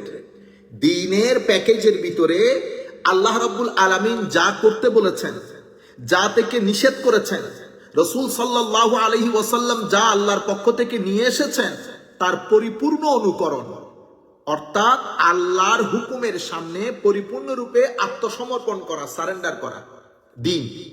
তাইলে আকিমুদ্দিন মানি, আকিমুদ্দিন মানে আদামাহু, অর্থাৎ দায়েম, দাওয়াম, মুদাওয়ামা, একেবারে রেগুলারলি। বুঝতে পেরেছেন? কোন ধরনের ইফস বাটস বাদ দিয়ে আল্লাহ যা করতে বলেছেন তা করা, যা মানতে বলেছেন তা মানা, এটাকে কি বলে? একামতে দিন, আন আকিমুদ্দিন। কিন্তু কিছু শব্দ ওই বাংলা অর্থ করতে গিয়ে সোসাইটির ভিতরে এমন বেশি গ্রিপি হয়ে যায়, আমাদের টেন্ডেন্সির ভিতরেও আমাদের মনন মানসিকতাকেও পরিবর্তন করে দেয়। সেই কারণে আপনি যদি কোরআন শরীফ পড়েন, এই যে কোরআন শরীফের মধ্যে সালাতকে কায়েম করতে বলেছে, আল্লাযীনা ইউকিমুনাস সালাহ, আল্লাযীনা ইউকিমুনাস সালাহ, নামাজ কায়েম করা। তো নামাজ কায়েম করা মানে কি? তো নামাজ কায়েম করা মনে রাখবেন, সবচেয়ে বেহতর তাফসীর হচ্ছে যখন কোরআনের একটা আয়াত আরেকটা আয়াতকে তাফসীর করে দেয়। তো সেটা কিরকম? আল্লাযীনা ইউকিমুনাস সালাহ, এটার অর্থ যদি আপনারা বুঝতে যান, তো কোরআন শরীফের মধ্যে যেমন বলেছেন ইন্নাল ইনসানা খুলিকা হালুআ ইযা মাসসাহুশ শাররু জাযুআ ওয়া ইযা মাসসাহুল খায়রু মানুআ ইল্লাল মুসাল্লিন আল্লাযীনা হুম আলা সালাতিহিম দাইমুন। যারা দাওয়ামের সাথে কন্টিনিউয়াসলি উইদাউট এনি ব্রেক নামাজ আদায় করে, ছাড়ে না নামাজ। দাওয়াম মানে তো আপনারা বুঝতে পেরেছেন, একেবারে রেগুলার বেসিসে নামাজ আদায় করা, যেভাবে নামাজ আদায় করতে বলা হয়েছে। এরপরে কি? কদ আফলাহাল মুমিনুন আল্লাযীনা হুম ফি সালাতিহিম খাশিউন, নামাজকে নামাজের মতো করে আদায় করা, অর্থাৎ দিনকে আল্লাহ এবং রাসূল যেভাবে দিয়েছেন, যা মানতে বলেছেন মানা, যা করতে বলেছেন করা, এটাকে কি বলেছে? এটাকে বলা হচ্ছে একামতে দিন। ইমাম কাশাফ থেকে শুরু করে একামতু দিন ইসলামিল্লাযী হুয়া তাওহীদুল্লাহি তাআলা ওয়া তাআতিহি ওয়াল ঈমান বিরাসূলিহি ওয়া কুতুবিহি ওয়া বিয়াউমিল জাযা ওয়া সাইর মা ইয়াকুনু রাজুল বিইকামাতিহি মুসলিমা। বুঝতে পেরেছেন? মানে যা যা পালন করলে, কায়েম করলে, নিজের ভিতরে প্রতিষ্ঠা করলে একজন ব্যক্তিকে মুসলমান বলা হয়। তাওহীদ থেকে শুরু করে, আমল থেকে শুরু করে, আখলাক থেকে শুরু করে, মুআমালা থেকে শুরু করে, যখন এক ব্যক্তি কামা হক্কু এটা আদায় করে, এটাকে কি বলে? একামতে দিন। আপনি দিনটাকে নিজের মধ্যে প্রতিষ্ঠা করেছেন। ঠিক অনুরূপ ভাবে আমরা যদি এই কি বলে আল্লাহুম্মা সাল্লি আলা সাইয়্যিদিনা মুহাম্মাদিন ওয়া বারিক ওয়া সাল্লিম, আমরা যদি কুরতুবি দেখি, তো কুরতুবির মধ্যে বলা হচ্ছে, ক্বালা ইমাম কুরতুবী বলছেন আন আকিমুদ্দিন ওয়ালা তাতাফাররাকু ফি আই ইজআলুহু কায়িমা ইউরিদু দাইমান মুস্তামিররান মাহফুজান মুস্তাকিররান মিন গায়রি খিলাফিন ফিহি ওয়ালা ইদতিরাব। পারস্পরিক একজনের সাথে একজন দূরত্ব মেইনটেইন না করে, ইফতিরাক না করে, আমার আল্লাহ এবং রাসূলের পক্ষ থেকে দিনটা যেভাবে এসেছে সেটাকে দায়েমি ভাবে, মানে একেবারে কন্টিনিউয়াসলি সংরক্ষণ করা, পালন করা, কোন ধরনের মত পার্থক্য বা এত্তেরা প্রতিষ্ঠা করা বাদে সেটাকে সেভাবে নিজের ভিতরে প্রতিষ্ঠা করা, এটার নাম এটাই এই আয়াতের মাধ্যমে উদ্দেশ্য করা হয়েছে আন আকিমুদ্দিন। কিন্তু আপনি যদি এটাকে মনে করতে চান যে এটাও শরীয়তের মধ্যে নামাজ রোজার মতোই একটা ফরজ, তাইলে আমরা স্বাভাবিকভাবে দলিলের দরকার হবে। আপনি ইনডাইরেক্ট দলিল দিয়ে ফরজ সাব্যস্ত হয় না, কারণ ফরজ করার অধিকার হয় আল্লাহ করবেন, নতুবা আল্লাহর পক্ষ থেকে রিপ্রেজেন্টেটিভ হিসেবে রাসূলুল্লাহ সাল্লাল্লাহু আলাইহি ওয়াসাল্লাম করবেন। এই দুইজন বাদে আমি আমার মতামত দিয়ে ফরজ করতে পারবো না। এই পর্যন্ত এই আয়াতের ব্যাখ্যায় কেউ মুসলমানদের জন্য একটা রাষ্ট্র প্রতিষ্ঠা করতেই হবে, যেভাবে নামাজ ফরজ সেভাবে রাষ্ট্র প্রতিষ্ঠা ফরজ, এটা কোন তফসিরে কোন জায়গার মধ্যে এই কথাটা আসে নাই পূর্ববর্তী। আমি এই যে এতক্ষণ পর্যন্ত আপনাদেরকে কুরতুবির কথা বললাম, কাশাফের কথা বললাম, ইমাম বাগাবী বলেছে, লাম ইয়াবআসিল্লাহু নাবিয়্যান ইল্লা আওসাউ বিইকামিস সালাহ ওয়া ইতাইজ যাকাত ওয়াল ইকরার লিল্লাহি বিত্তাআ ফাযালিকা দীনুহু আল্লাযী শারআ লাহুম ওয়া ক্বাবলা ওয়া ক্বিলা হাযা আত-তাওহীদ ওয়াল বারাআ মিনাশ শারক ওয়া ক্বিলা হুয়া মা যুকিরা মিন বা'দ। এভাবে সবাই বলেছে বাআসাল্লাহু আম্বিয়া কুল্লুহুম বিইকামাতিদ দ্বীন ওয়াল উলফা ওয়াল জামাআ ওয়া তারক আল ফুরকাত ওয়াল মুখালাফা। সবাই একই কথা বলেছে, অর্থাৎ আল্লাহ এবং রসুলের পক্ষ থেকে আমাদেরকে যে বিধান দেওয়া হয়েছে সেটা সংরক্ষণ করা, সেটা যেভাবে মানতে বলা হয়েছে মানা, যেভাবে করতে বলা হয়েছে সেটাকে সেভাবে করা, এটা হচ্ছে একামতে দ্বীন, এটা হচ্ছে একামতে দ্বীন। এরপরে আমরা আকামা ইউকিমু ইকামা, এটা লিসানুল আরব সহ অনেক জায়গায় এই শব্দটা এসেছে, এবং যখন শব্দ এসেছে তখন স্বাভাবিকভাবে প্রত্যেকেই ওই আয়াতগুলা দিয়ে নিজের কথাগুলাকে সাবস্টেনশিয়েট করার চেষ্টা করেছেন। ইকিমুনাস সালাহ দিয়ে নামাজ কায়েম করা, তো নামাজ কায়েম করা কি, নামাজকে দায়েমের সাথে দাওয়ামের সাথে কন্টিনিউয়াসলি পড়া, এটাই হচ্ছে নামাজ কায়েম করা। যাই হোক, এই পয়েন্টটা ক্লিয়ার করার পরে আপনারা হয়তো প্রশ্ন করবেন, তাইলে কি একামতে দিন ফরজ? না, ফরজ না। তাইলে মুসলমানদের রাষ্ট্র প্রতিষ্ঠা, মুসলমানদের রাষ্ট্র প্রতিষ্ঠার ক্ষেত্রে যখন আমরা সবাই একমত হব, যখন ওই ফুরসতটা আসবে, তখন সংখ্যাগরিষ্ঠের ওপিনিয়নের উপর ভিত্তি করে রাষ্ট্র অটোমেটিক্যালি প্রতিষ্ঠা হয়ে যাবে। কারণ এর বাইরে আপনার হাতে শুধু একটা অপশন আছে, সেটা হচ্ছে খারেজিদের অপশন। সেটা কি? অস্ত্র হাতে তুললাম, দূরবর্তী কোনো জায়গায় গেলাম, ওখান থেকে দখল করলাম বা দখল করার চেষ্টা করলাম বা ক্ষণে ক্ষণে আক্রমণ করলাম। এটাকে দ্বীন শরীয়তের মধ্যে নিষেধ করা হয়েছে। আমাদের এখানে আল্লাহ রাব্বুল আলামিন কোরআনে পাকের মধ্যে বক্তব্য স্পষ্ট করে দিয়েছে, ওয়া আমরুহুম শুরা বাইনাহুম, মানে পারস্পরিক সলা পরামর্শের ভিত্তিতে। ঠিক আছে, আমি এখন আপনাদের যে কয়েকটা প্রশ্ন আপনারা করেছেন সেই প্রশ্নগুলো একটু দেখব।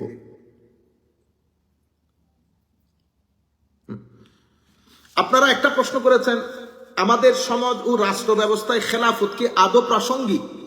এটা কি ইউটোপিয়ান ভাবনা নয়? এই প্রশ্নটা আমার কাছে অনেক চমৎকার লেগেছে, এক্সিলেন্ট প্রশ্ন।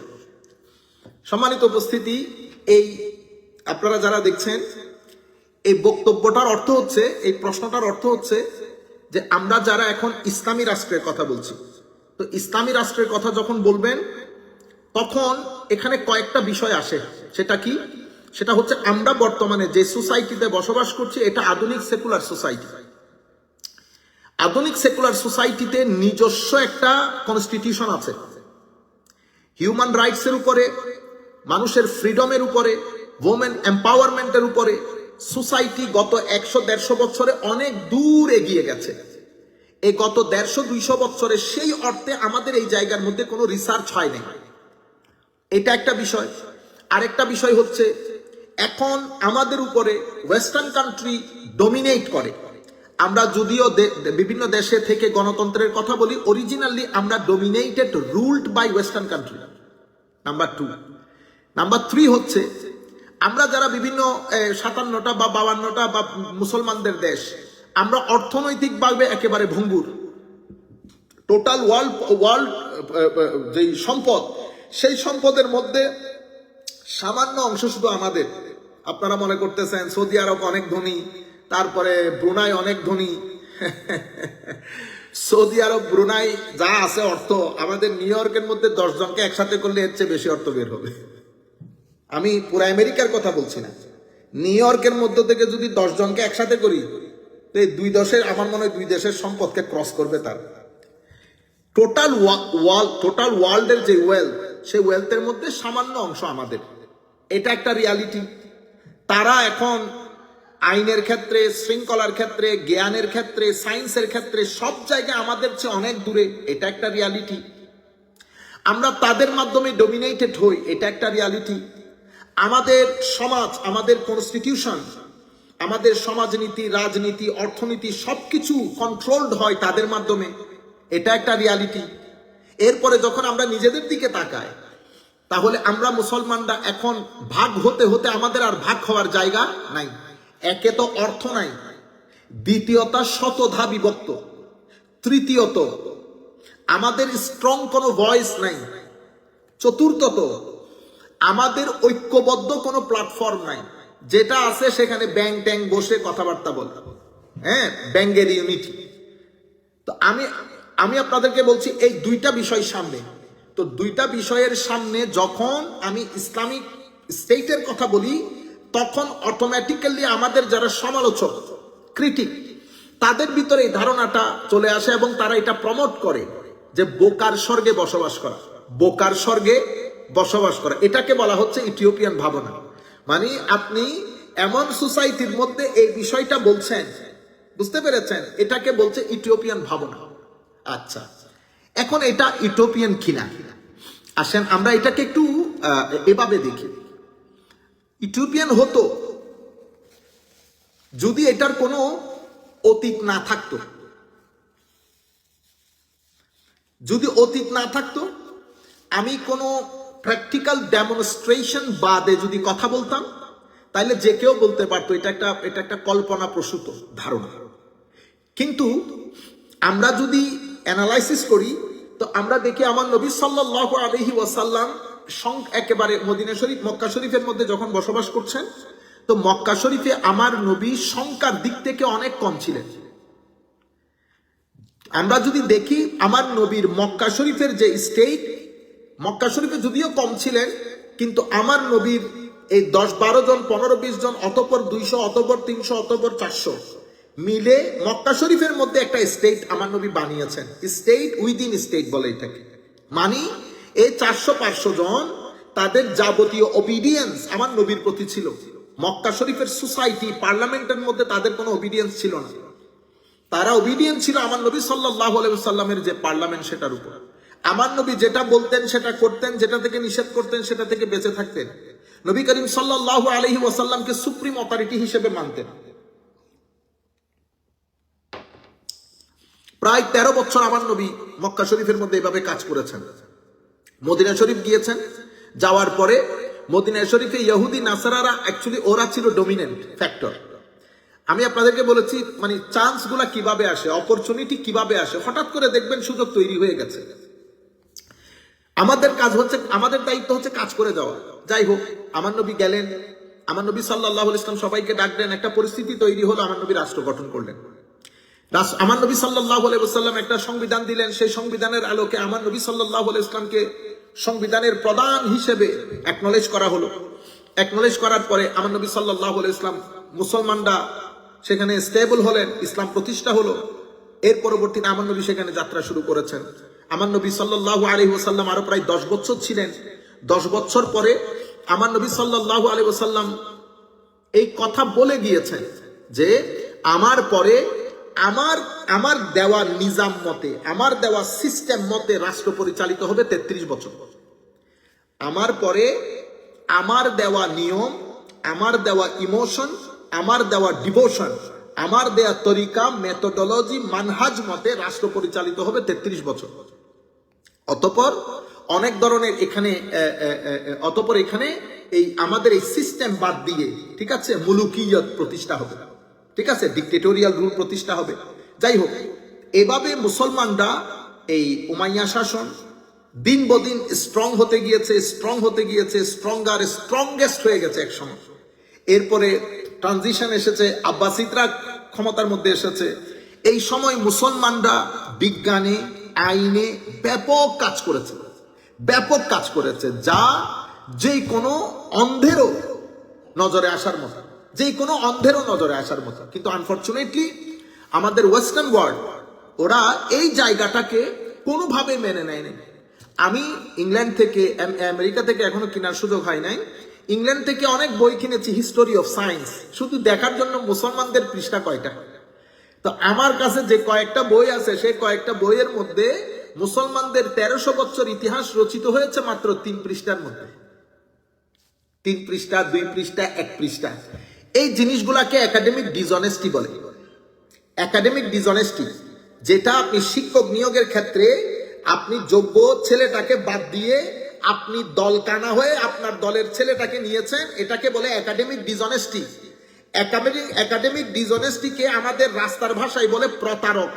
কোন প্রতারক বিশ্ববিদ্যালয়ের মতো জায়গায় থাকাটা কোনোভাবেই সমীচীন না।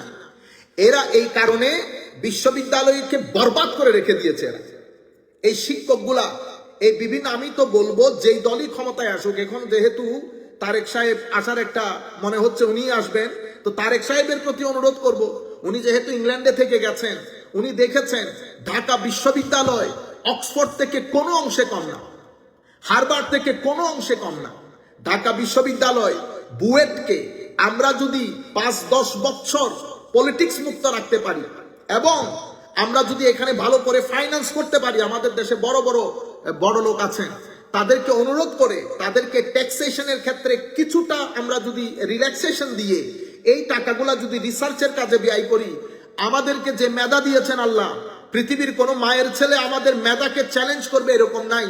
আমরা মাদ্রাসার ব্যাক বেঞ্চের স্টুডেন্ট হয়ে বড় বড় বিশ্ববিদ্যালয়ে মাথা তুলে কথা বলছি, তাইলে আমাদেরকে দেখেই, আমি নিজেকে দেখেই তো বুঝতে পারি, আমি ব্যাক বেঞ্চের স্টুডেন্ট হয়ে যদি এই অবস্থা হয়, তো আমাদের দেশে ঢাকা ইউনিভার্সিটি বুয়েট থেকে যারা আসবে তাদের অবস্থা কি হবে? অলরেডি তারা সেটা প্রমাণ করেছে। আপনি বুয়েটে, আপনি এমআইটিতে যান, আপনি আমাদের এই ইংল্যান্ডের অক্সফোর্ডে যান, ক্যামব্রিজে যান, এখানে হার্ভার্ডে যান, আমাদের ছেলেগুলা দারুণ অবস্থানে আছে।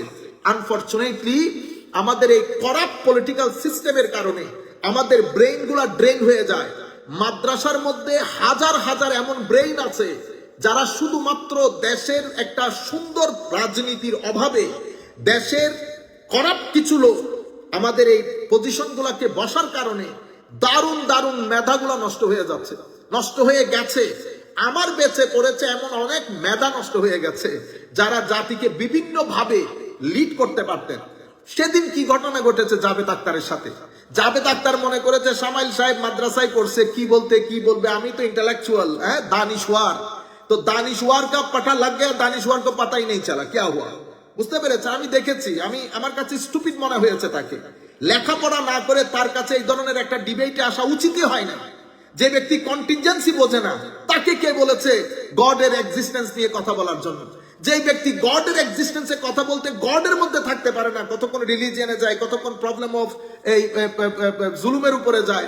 আপনি কথা বলবেন গডের উপরে থাকেন। আপনি সাবজেক্ট ম্যাটারই বুঝে না যে ব্যক্তি। দানিশওয়ার আল্লাহ পাক জানে, আল্লাহ যেখানে দানিশ দিয়েছেন সেই দানিশওয়ার, কিন্তু এই রাস্তায় কেন এসেছেন? তো বলতে চাচ্ছি, ওই মাদ্রাসার ছাত্র বুঝেছে যে মাদ্রাসা বস ইংরেজি 2-1টা বলে দেব, নার্ভাস হয়ে যাবে, ও কথাই বলতে পারবে না। কিন্তু সামাইল সাহেব বড়া তেজ নিকলা, ঠিক আছে? তো আল্লাহ পাক যা হওয়ার হয়েছে। আমি বলতে চাচ্ছি প্রচুর মেধা নষ্ট হয়ে যায় আমাদের কারণে, কিন্তু আমাদের মেধা আছে, চরিত্র নাই। যতটুকু মেধা আল্লাহ দান করেছেন তার চেয়ে বরবাদ করে দিয়েছে আমাদের চরিত্র। আপনারা বুঝতে পেরেছেন? ওই দিন দেখেন, একবারে ভেরি সিম্পল, গাজাতে মানুষ মারা গেছে, এটা বলে আল্লাহ দায়ী। কে দায়ী? আল্লাহ দায়ী। তো এটা অনেক আগে আমি তখন নতুন বোধহয় আমার 2009-এর দিকে, হাসানটা খুব সুন্দর একটা বিষয়, পাকিস্তানের এক ভদ্রলোক আমাকে জিজ্ঞেস করতেছে, হুজুর ইয়েজু ক্যা কেতে হ্যাঁ, ওই যে আমাদের বাংলাদেশে বিল্ডিং ভেঙে পরে অনেক মানুষ মারা গেছিল না, হ্যাঁ? কি রানা প্লাজা कहते हैं ये देखा आपने, यानी अल्लाह ने बचा नहीं सका। তা আমি তারে জিজ্ঞেস করছি, ভাই আমি আপনাকে সিম্পল প্রশ্ন করবো, আপনি আমার উত্তর দিবেন। গাড়ি বানিয়েছেন যিনি, উনি হচ্ছেন গাড়ির আবিষ্কারক, আপনি হচ্ছেন ড্রাইভার। তা আপনি নর্থহ্যাম্পটন দিয়ে গাড়ি চালাইয়া দুইজনকে মেরে ফেলছেন। Now you tell me who is responsible, the driver or the inventor of your car? Who is responsible? ও এক্সপ্লেন করে, I don't need your explanation, you just tell me answer yes and no. Who is responsible, the driver or the inventor? মানে গাড়ি, আপনি গাড়ি চালক, আপনি 10 জনকে মেরে, কলেজ স্টুডেন্ট যাচ্ছে তাদেরকে তাদের গায়ের উপর গাড়ি তুলে দিয়েছেন। জাবেদ আক্তারের ভাষ্য মতে আপনি দোষী না, দোষীকে, দোষী হচ্ছেন যিনি গাড়ি বানিয়েছেন উনি। তো যদি এইরকম হয় তাহলে তো অসুবিধা নেই, আলহামদুলিল্লাহ। বুঝতে পেরেছেন? যাই হোক, তা আমরা বলতে চাইতেছিলাম যে এইরকম মেধা নষ্ট হয়ে যাচ্ছে আমাদের কি কারণে? আমাদের এই করাপ্ট সিস্টেমের কারণে। কিন্তু আমরা খারাপ না, আমাদের মেধা খারাপ না। আমরা ওয়েস্ট বললে চোখ হা করে দেই, না না না না না, ওয়েস্ট দেখা হয়ে গেছে। বুঝতে পেরেছেন? যারা ওয়েস্ট দেখলে লাফ দিয়ে ওঠে, লাফ দিয়ে ওঠার কারণ নাই, ওয়েস্ট দেখা হয়ে গেছে। আমাদের মেধা দান করেছেন আল্লাহ, কিন্তু আমরা চরিত্রগতভাবে অনেক বেশি খারাপ, অনেক বেশি খারাপ। মানে আমরা চিন্তা চেতনার বাইরে খারাপ। আল্লাহ রাব্বুল আলামিন যদি আমাদেরকে এই বোধ দান করে যে আমরা চারিত্রিকভাবে উন্নত হতে হবে। নতুবা আমি বাংলাদেশে এক ভদ্রলোক, ওনার বাবা মারা গেছেন, উনি এখন নেতা, বাবার পরে উনি নেতা, আমরা এগুলার মধ্যেই থাকবো, বাবার পরে উনি নেতা। উনি একটা বড় জায়গায় বর্তমানে আল্লাহ পাকের মেহেরবানিতে ছাত্র রাজনীতি সেক্রেটারি বানিয়েছেন। ক্লাস 6ও পাস করে না একটা ছেলে, থানা পর্যায়ে। অথচ ছেলেটা বাইরে লেখাপড়া করে গেছে। কি করা দরকার এদেরকে? তাইলে আপনারা এই সমস্ত মানুষগুলোকে পয়েন্ট দিয়ে রাখবেন, নো ভোট ফর দেম। আমি আমাদের প্রত্যেককে অনুরোধ করব, আল্লাহর ওয়াস্তে কোনো অভদ্র সন্ত্রাসীকে আপনারা নমিনেশন দিবেন না। কোনো অভদ্র, কোনো অশ্লীল, কোনো সন্ত্রাসী টাইপের মানুষকে আল্লাহর ওয়াস্তে নমিনেশন দিয়েন না। তারেক সাহেব দেশে গেছেন, ওনাকে তো এখন অনুরোধ করবো, আর কাকে কি বলবো আমরা? আর তো কেউ নাই।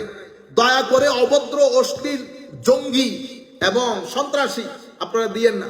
তরুণ প্রজন্ম, এখন আমাদের যারা ছেলে পুলে, তাদের যেন এই জবের জন্য, চাকরির জন্য আজকে যে পরিস্থিতি তৈরি হয়েছে, ছেলেদের চাকরি নাই, মানুষ ফ্রাস্ট্রেটেড, তোর মধ্যে ধর্মের নামে দুনিয়ার কাজ সব হচ্ছে, মানুষ কোথায় যায়? আল্লাহ আমাদের হামি ও নাসির হোক। তো বলতে চাচ্ছিলাম যে আল্লাহ রাব্বুল আলামিন আমাদেরকে যা দান করার দান করেছেন। তো এখন আমি যেটা আপনাদেরকে বলতে চাচ্ছি যে আমার নবী সাল্লাল্লাহু আলাইহি ওয়াসাল্লাম ওই এটা করার পরে অতঃপর আব্বাসিদ, অতঃপর উমাইয়াদ, আব্বাসিদ, এরপরে তুর্কি শাসন, এই পুরো একটা শাসন ব্যবস্থার মধ্যে মুসলমানদের সব জায়গার মধ্যে একটা বড় অবদান হয়েছে। সেটা জ্ঞানের ক্ষেত্রে হোক, সভ্যতার ক্ষেত্রে হোক, সংস্কৃতির ক্ষেত্রে হোক। দুঃখের বিষয় কি জানেন? আমাদের বিরুদ্ধে প্রপাগান্ডা হয়েছে অনেক বেশি। এই যে ইথিওপিয়ান কিনা, এই কথাটা আসার পেছনে মূল কারণ হচ্ছে প্রপাগান্ডা। প্রপাগান্ডাটা কেন হয়েছে? প্রপাগান্ডাটা হয়েছে আমাদের তুর্কির শাসনের পরে পৃথিবীর মধ্যে ট্রানজিশন পিরিয়ড বলেন এটাকে। মানে এখন ক্ষমতা আল্লাহ রসুলের হাত থেকে, অর্থাৎ ধর্মভিত্তিক রাষ্ট্র, এটার হাত থেকে ক্ষমতা চলে যাচ্ছে এখন অন্য রাষ্ট্রের দিকে।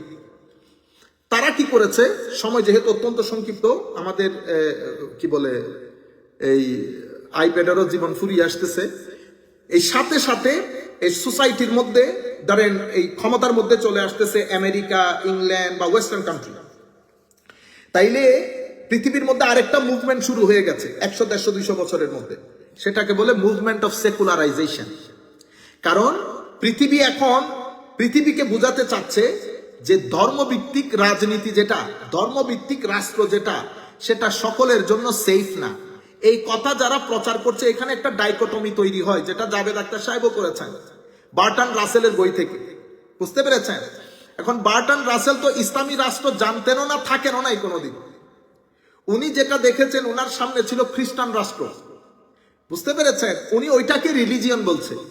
ওনার দুর্দশা যেটা ছিল, খ্রিস্টিয়ানিটি নাম না দিয়ে নাম দিয়েছে রিলিজিয়ন। আপনি যখন রিলিজিয়ন বলবেন, আপনি কোন বক্করের কথা বলতেছেন? বক্কর তো আমাদের গ্রামেও আছে, আমার বাড়িতেও আছে, পাশের বাড়িতেও আছে। আপনি বলতেছেন বক্কররা এই কাজ করেছে। তো বক্কররা বলতে এখন বক্কর, সব বক্কর তো পুলিশে ধরে নিয়ে যাচ্ছে, বক্কররা করেছে না। আপনি এলাকা স্পেসিফিক করে দেন, অমুক অমুক অমুক বক্করের কথা বলছি। বার্টন রাসেল বই লিখেছে রিলিজিয়ান। ইতপূর্বে উইলিয়াম দারখেন বই লিখেছে রিলিজিয়ান। ম্যাক্স ওয়েবার বই লিখেছে রিলিজিয়ান। ও ভাই religion, Christianity is a religion, Hinduism is a religion, Judaism is a religion, Buddhism is a religion, Islam is not a religion, Islam is a দ্বীন। এখন আপনি কোন ধর্মের কথা বলছেন? হ্যাঁ, ওয়েস্টার্ন কান্ট্রিতে যারা ধর্মযাজক ছিলেন, প্রিস্ট ছিলেন, ইতোপূর্বে আমরা পড়েছি যত ধরনের স্টেট আছে তার মধ্যে একটা স্টেজ হচ্ছে থিওক্রেটিক স্টেট। থিওক্রেটিক স্টেটের মধ্যে আল্লাহ সার্বভৌম ক্ষমতার অধিকারী গড, কিন্তু গডের পক্ষ থেকে যিনি প্রিস্ট উনি ওই সার্বভৌম অধিকারের ওই বিষয়টাকে এক্সারসাইজ করেন, যার কারণে উনি যাকে ইচ্ছা সাজা দেন, যাকে ইচ্ছা মাফ করেন, যাকে ইচ্ছা জ্বালান। তখন সায়েন্স তাদের জন্য একটা বড় চ্যালেঞ্জ ছিল। সায়েন্স কোরআনের জন্য চ্যালেঞ্জ হয় নাই, মুসলমানের জন্য চ্যালেঞ্জ হয় নাই। উনি জাবেদ আক্তার সাহেব আমার ইচ্ছে করেছিল থুতু নিক্ষেপ করি মুখের মধ্যে, না জানলে না বলেন। 1200 বছরের ইতিহাস, আপনি ইবনে সিনা দেখেন নাই, রুশ দেখেন নাই? আরে বেটা, মুসলমানরা যত কেন প্রশ্ন করেছে গত পুরা পৃথিবীর ইতিহাসে এত কেনর প্রশ্নের উত্তর কেউ দেয় নাই। মুসলমানরা যত কেনর প্রশ্নের উত্তর দিয়েছে। আপনি এলমুল কালাম খুলেন, কেনতে ভরা। আপনি ফিক খুলেন, কেনতে ভরা। আরে বেটা, মুসলমানরা কুল্লু বিদআতিন দালালার কুল শব্দের উপরে পুরো একটা কিতাব লেখে। মুসলমানরা হোয়াট ইজ নলেজ, জ্ঞান কাকে বলে, কিভাবে অর্জিত হয়, এটার উপরে বেটা 3-4 হাজার পেজ লেখে। তুমি তাদেরকে বলতেছে এখানে কোনো প্রশ্ন করা হয় না, প্রশ্নের উত্তর দেওয়া হয় না। ইন্না লিল্লাহি ওয়া ইন্না ইলাইহি রাজিউন।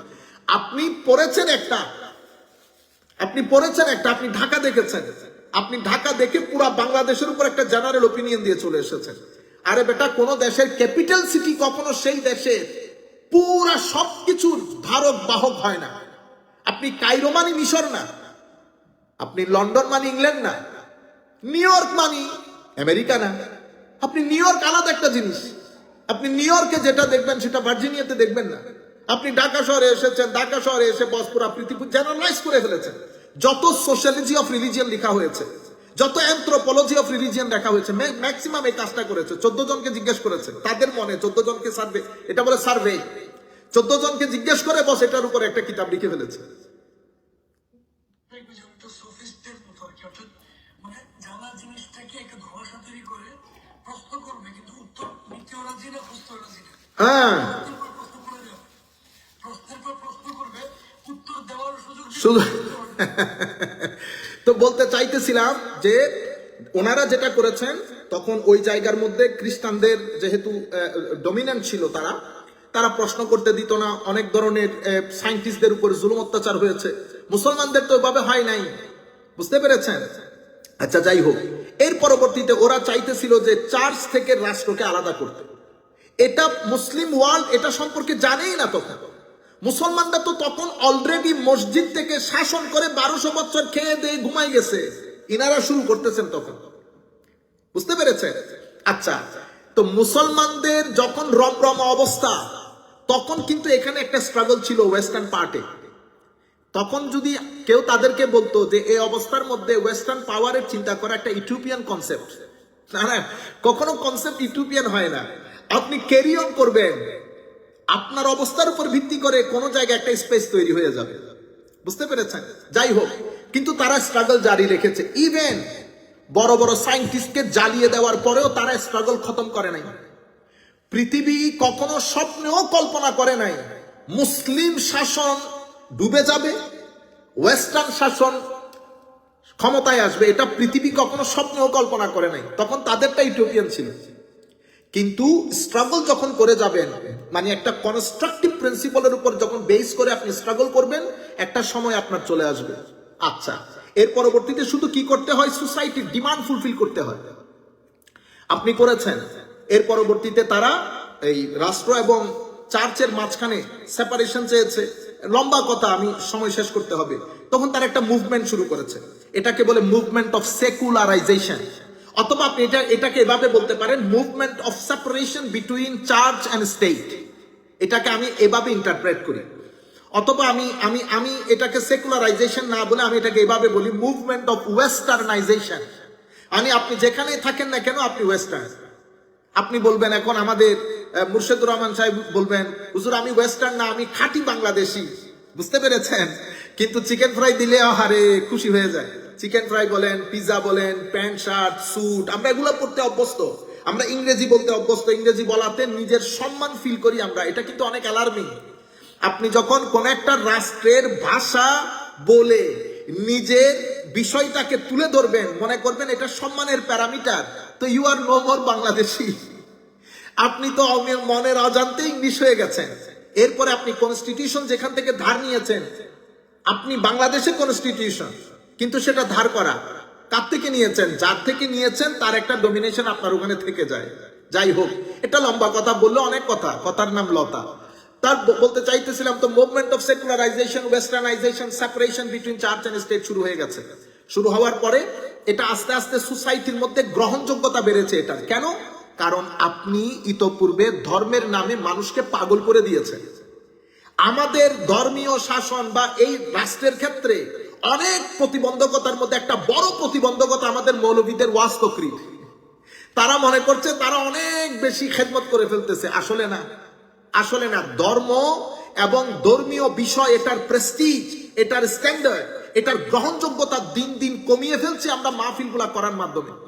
যাই হোক, এটার পরে আস্তে আস্তে আস্তে আস্তে যখন এটা স্ট্রঙ্গার হতে গেছে, তখন ওনারা এটাকে 4 ভাগে বিভক্ত করে 4 জায়গা থেকে এই মানে স্লোগানটাকে স্ট্রং করেছে। সেটা কি? Secularisation of culture.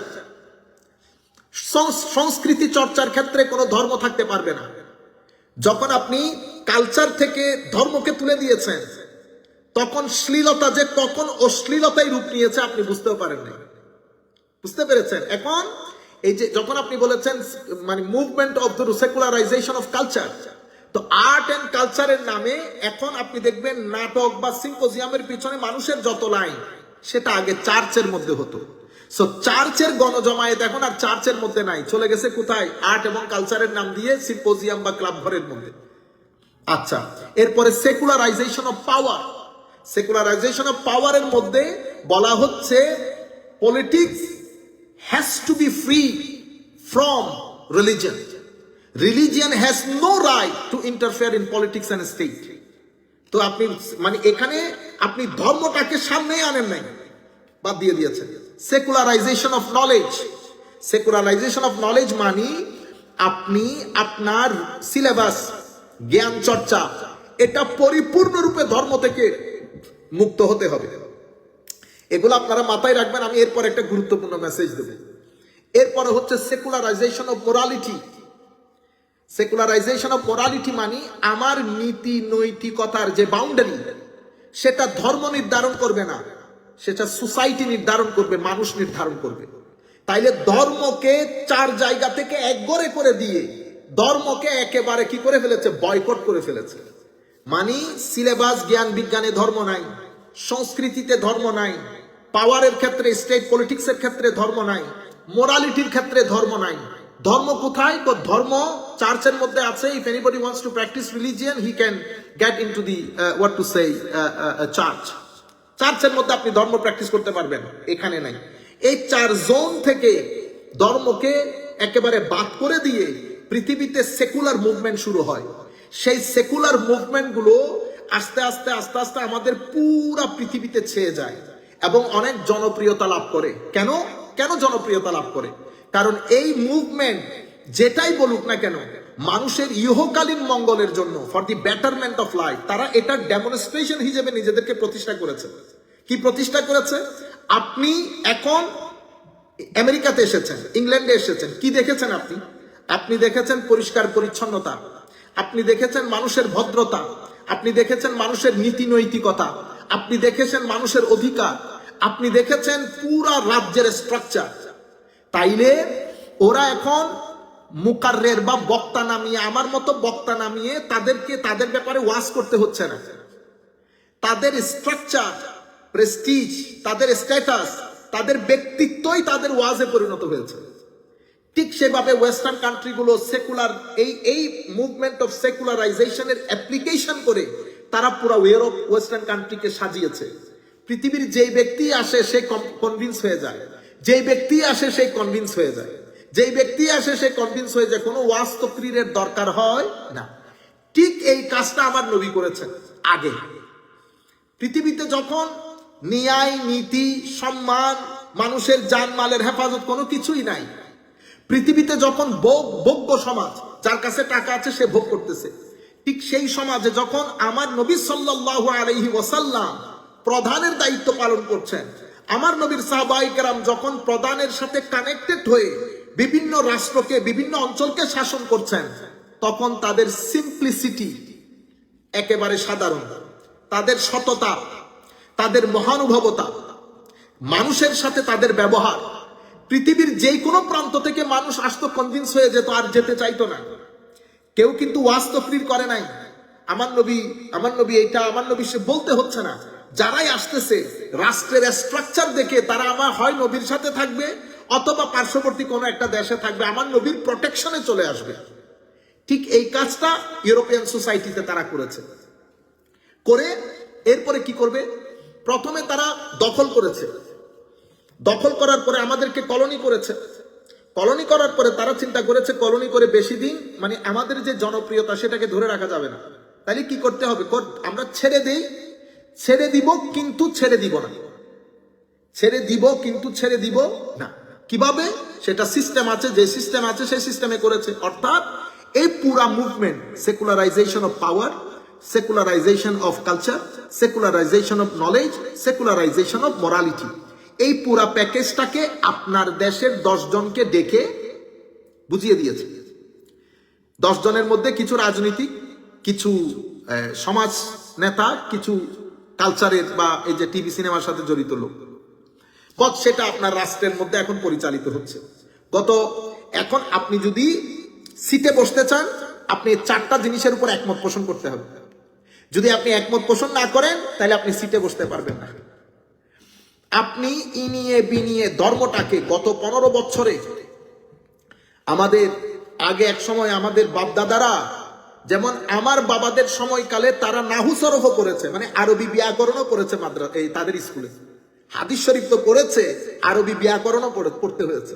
সেটা উঠতে উঠতে উঠতে এখন আমাদের শিক্ষা ব্যবস্থার মধ্যে আছে কোনো কিছু আর ইসলাম, আমাদের ছেলেরা ধর্ম শিখবে কোত্থেকে? নাই। আচ্ছা যাই হোক, আমি প্রশ্নের দিকে আসি। তাইলে এই হচ্ছে ওয়েস্টার্ন কান্ট্রি। আমরা সেই সময়কালে আমরা আমাদের এই অবস্থা থেকে উঠে এসেছি।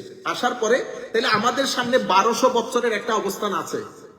তো 1200 বছরের অবস্থান এখন সেটা ওয়েস্টার্ন হাতে চলে গেছে।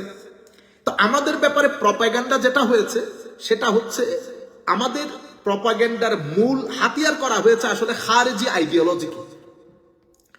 তাদের এই ধরনের কিছু ব্যাপার স্যাপার আছে যে আমরা হুকুমত পেলে কিভাবে শাসন করবেন, আমরা হুকুমত পেলে আমরা নন মুসলিমদেরকে হয় বের করে দিব অথবা নন মুসলিমরা আমাদের দেশে থাকবেন, আন ইয়াদিন ওয়াহুম সাগিরুন, এই সেকেন্ড ক্লাস সিটিজেন হিসেবে থাকবে।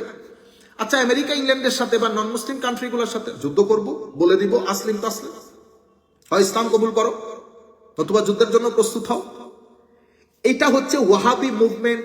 এটা হচ্ছে আমাদের বর্তমানে ধর্মীয় পলিটিক্স যারা করে, যাদের ফাদার হচ্ছেন ইবনে তাইমিয়া, এই আইডিওলজি, তাদের এই কথাবার্তা, এই আইডিওলজিটা আমাদের প্রপাগান্ডার জন্য মূল ফ্যাক্টর হিসেবে কাজ করেছে, প্রপাগান্ডা হওয়ার জন্য মূল ফ্যাক্টর হিসেবে কাজ করেছে।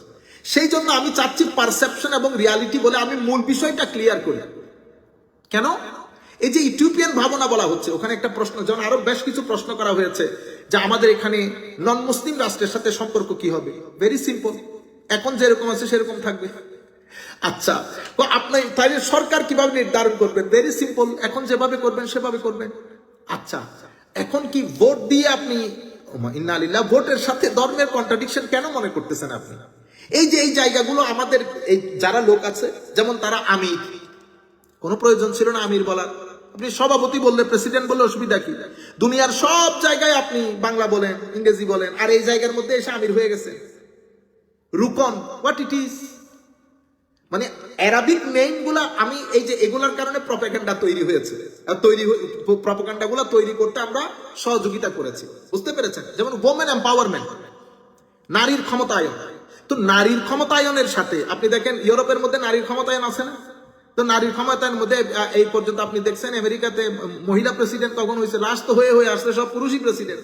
এত নারীর ক্ষমতায়ন, হ্যাঁ, আপনি এখনো পর্যন্ত নারী আসতেছে, কিন্তু আমি আপনাদেরকে বলতে চাচ্ছি নারীর ক্ষমতায়নের সাথে ইসলামের কোনো কন্ট্রাডিকশন নাই। আপনি তখন প্রশ্ন করবেন এই প্রেসিডেন্ট হলে কি হবে, প্রাইম মিনিস্টার হলে কি হবে? আরে হতে দেন। আমেরিকা, ইংল্যান্ড, হ্যাঁ, ইংল্যান্ডের মধ্যে তবুও হয় আপনি আমেরিকাতে পাইতেছেন। আমরা সেগুলা আমাদের যারা ইন্টেলেকচুয়ালস আছেন তারা বসে সিদ্ধান্ত নেবেন, দিতে পারবেন। আমি আপনাদেরকে বলতে চাচ্ছি যে মূল বিষয় আমি গত পর্ব আপনাদেরকে আলোচনা করেছি 4টা ভাগে। তাইলে আমি আচ্ছা ওই প্রশ্নের উত্তরটা শেষ করে দিই। তাইলে আমাদের এখানে আমার একটা প্র্যাকটিক্যাল ডেমনস্ট্রেশন 1200 বছরের এক্সপিরিয়েন্স আছে। এই এক্সপিরিয়েন্স থেকে এখন পৃথিবীতে সেকুলার মুভমেন্ট চলতেছে। এই সেকুলার মুভমেন্টের সাথে আমার খুব বেশি কিন্তু দূরত্ব নাই। তাইলে আমার দায়িত্ব কি? আমার দায়িত্ব হচ্ছে ওয়েস্টার্ন কান্ট্রি ঠিক যেভাবে নিজেদের মুভমেন্টটা জারি রেখেছে সেভাবে আপনি মুভমেন্টটা জারি রাখবেন। ইথিওপিয়ান ধারণা না। কেন ধারণা না? কারণ আপনার সবকিছু রেডি। আপনি আজকে পাইলে কালকে থেকে আপনি শাসন কার্য পরিচালনা করতে পারবেন। এখন কখন আপনার চান্স আসতেছে সেটা ডিপেন্ড করে আল্লাহর উপর, সেটা ডিপেন্ডস করে সোসাইটির উপর, সেটা ডিপেন্ডস করে মানুষের উপরে। আপনি আপনার মতো করে পরিচালনা করবেন। যদি ইথিওপিয়ান হইতো, যদি আপনার কোনো ডেমনস্ট্রেটিং এক্সাম্পল না থাকতো, আপনার তো এক্সপিরিয়েন্স আছে 1200 বছরের, এবং মানব জীবনের যত দিক ও বিভাগ আছে প্রত্যেক দিক এবং বিভাগে আপনার আউটস্ট্যান্ডিং কন্ট্রিবিউশন আছে। এরপরে এখন একটা ট্রানজিশন পিরিয়ডের মধ্যে সেকুলারাইজেশন অথবা ওয়েস্টার্নাইজেশন ডমিনেট করছে। তো সেকুলারাইজেশন এবং ইসলামাইজেশন এটা দুইটার মধ্যে সব দিক থেকে যে দূরে এরকম কিছু না। আমি এজন্য হাসানদেরকে বলবো, আমরা বাংলাদেশের কনস্টিটিউশন পড়ে আমরা দেখি এখানে কি একেবারে সবকিছু ধর্মের সাথে কন্ট্রাডিক্টরি। সবকিছু ধর্মের সাথে কন্ট্রাডিক্টরি হয় না তো। ভেরি সিম্পল হচ্ছে, এখানে জনগণ, ওখানে আল্লাহ এবং আল্লাহ রসুল সাল্লাল্লাহু আলাইহি ওয়াসাল্লাম। এখানে আপনি সব ধরনের করতে পারবেন, এখানে আপনি আল্লাহ রসুলের মতামতের সাথে জিনিসগুলোকে খাপ খাইয়ে দেখবেন এটা যাচ্ছে কিনা। রয়ে গেল আপনি স্টেট প্রতিষ্ঠা করা, সেটা মানুষ যদি মনে করে একটা সময় আসবে, কারণ সবকিছুর একটা শেষ হয়। যেমন আমি যদি ইংল্যান্ড আমেরিকার কথা বলি, ধরেন ইংল্যান্ড আমেরিকার মধ্যে নাজুক অবস্থা, এখন নাজুক অবস্থা, পরিবারগুলা ভঙ্গুর, সোসাইটির মধ্যে হাহুতাস। এই যে দেখেন আমেরিকার মধ্যে প্রত্যেক দিন অথবা 2-3 দিন পর পর এই যে ব্রাশ ফায়ার করে 10 জন ছেলে মেরে ফেলেছে, এই গ্রাউন্ডের মধ্যে 5 জন মেরে ফেলেছে। এই যে সোসাইটির মধ্যে ডিপ্রেশন, মেন্টাল অ্যাংজাইটি, মানুষ এখানে আমেরিকার মধ্যে আপনি 2-3 মাস পর পর তারা যদি একটা বড় মানে মোটামুটি 2-3 দিনের একটা ইয়া না পায়, তারা পাগল হয়ে যাচ্ছে। আমাদের দেশের লোক বছরের পর বছর সে তো গ্রাম থেকে বেরোতে পারে না। বুঝতে পেরেছেন কেন? কারণ সোসাইটিকে আমরা আস্তে আস্তে ওই পর্যায়ে নিয়ে এসেছি। তো আমাদের হচ্ছে, আমরা এখনো ইসলামী রাষ্ট্র ব্যবস্থা বলতে কি বুঝায় সেটা আমরা নিজেরাও বুঝি না, এবং আমরা চিন্তা করি একেবারে ইথিওপিয়ান হিসেবে, মানে আমাদের ভিতরে অনেক কল্পনা। আর আমরা রাষ্ট্র ব্যবস্থা বলতেই আমরা মনে করি হাত কেটে দেওয়া, পাথর নিক্ষেপ করা, আমরা এগুলোর মধ্যে চলে আসি। না না না না না, এরকম হলে তো আব্বাসিয়ার সময়, উম্মাইয়ার সময়, আমার নবীর সময়, সাহাবা ইকরামের 33 বছরে শুধু আপনি খুনাখুনি দেখতেন, একজনেরও হাত নাই। না, সেরকম না, সেরকম না। ইভেন এই যে স্টোনিং করা, সেটা নিয়েও শেখ সাইদ রমাদান বুতি, বড় বড় স্কলারগণ কথা বলেছেন যে আমরা বর্তমান মডার্ন সোসাইটিতে ওই পানিশমেন্টটা অ্যাপ্লাই করব কিনা, বা ওইটার এক্সপ্লেনেশন কিরকম হবে। উলামা ইকরাম কথা বলছেন, ইসলামী রাষ্ট্র ব্যবস্থার মূল বিষয় হচ্ছে 2টি জিনিস। আমি তো মূল গতবারও বলেছি, আজকে বলছি 2টি জিনিস। একটা হচ্ছে আপনার ইহকালীন শান্তি, তাইলে সেটার সাথে সেকুলারিজমের সাথে পরিপূর্ণ মিল, অর্থাৎ আপনার দুনিয়াবি সৌন্দর্য, আপনার জীবন, আপনার সম্পদ, আপনার মাল ও দৌলত, এগুলার পরিপূর্ণ সংরক্ষণ। তো এটার সাথে সেকুলারিজমের সাথে সিমিলারিটিস আছে। তো সেকুলারিজমও ব্রেইন, আকল ভিত্তিক, কনসালটেশন ভিত্তিক, ইসলামও সেরকম। শুধু ফারাক চলে আসতেছে আমাদের ইসলামের মধ্যে, আমরা পরকালীন মঙ্গলটাকেও এন্টারটেইন করি, যেটা সেকুলার সমাজের মধ্যে করে না। সেকুলার সমাজ ওইটা না করার কারণে কি কি কনসিকুয়েন্স ভোগ করতেছে, যেটা আমরা আমাদের চোখের সামনে, হত্যাযজ্ঞ বেশি, রেপ বেশি, ডিপ্রেশন বেশি, আত্মহত্যা বেশি, মেন্টাল অ্যাংজাইটি বেশি, পরিবারের ভাঙন বেশি, মা বাপ জানে না সন্তান কোথায়, সন্তান জানে না মা বাপ কোথায়, যার যা মন চাই করছে, সোসাইটি অশ্লীল থেকে অশ্লীলতর হচ্ছে। এই হচ্ছে পরকালীন মঙ্গলটাকে এন্টারটেইন না করার কারণে। বুঝতে পেরেছেন? ইনশাল্লাহ আমরা আরো ফার্দার কথা বলবো। আমরা আজকে আর ইয়া না করি, গণতন্ত্র দিয়ে ইসলাম কায়েম কি আদৌ পসিবল কিনা। এত কথা বলার পরে যদি আপনি এই প্রশ্ন করেন, আমার মনে হয় হয় আমি বুঝাইতে পারি নাই নাকি আপনি বুঝতে পারেন না, জানি না। আমার নবী সাল্লাল্লাহু আলাইহি, গণতন্ত্র বলতে আমরা বলেছি যে আমাদের রাষ্ট্র ব্যবস্থার মধ্যে বর্তমান পৃথিবীতে ইসলাম সহ 4টা রাষ্ট্র ব্যবস্থা, ঠিক আছে। ইসলাম ওয়েস্টার্ন যে ডেমোক্রেসি, সেটাকে পরিপূর্ণরূপে গ্রহণও করে না, পরিপূর্ণরূপে বর্জনও করে না। যা গ্রহণ করার করবে, যা বর্জন করার বর্জন করে। মূল গণতন্ত্রের মূল বিষয়টা কি? গণতন্ত্রের মূল বিষয়টা হচ্ছে যা হবে মানুষের মানে কি বলে কনসালটেশনের ভিত্তিতে হবে, বুঝতে পেরেছেন? সকলের সলা পরামর্শের ভিত্তিতে হবে।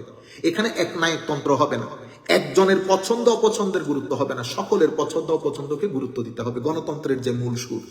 আমার নবী এসেছেন সাল্লাল্লাহু আলাইহি ওয়াসাল্লাম, আমার নবীর পরে আপনি দেখতে পারতেছেন আমাদের যে পলিটিক্যাল ডেভেলপমেন্ট সেটা কিভাবে হয়েছে।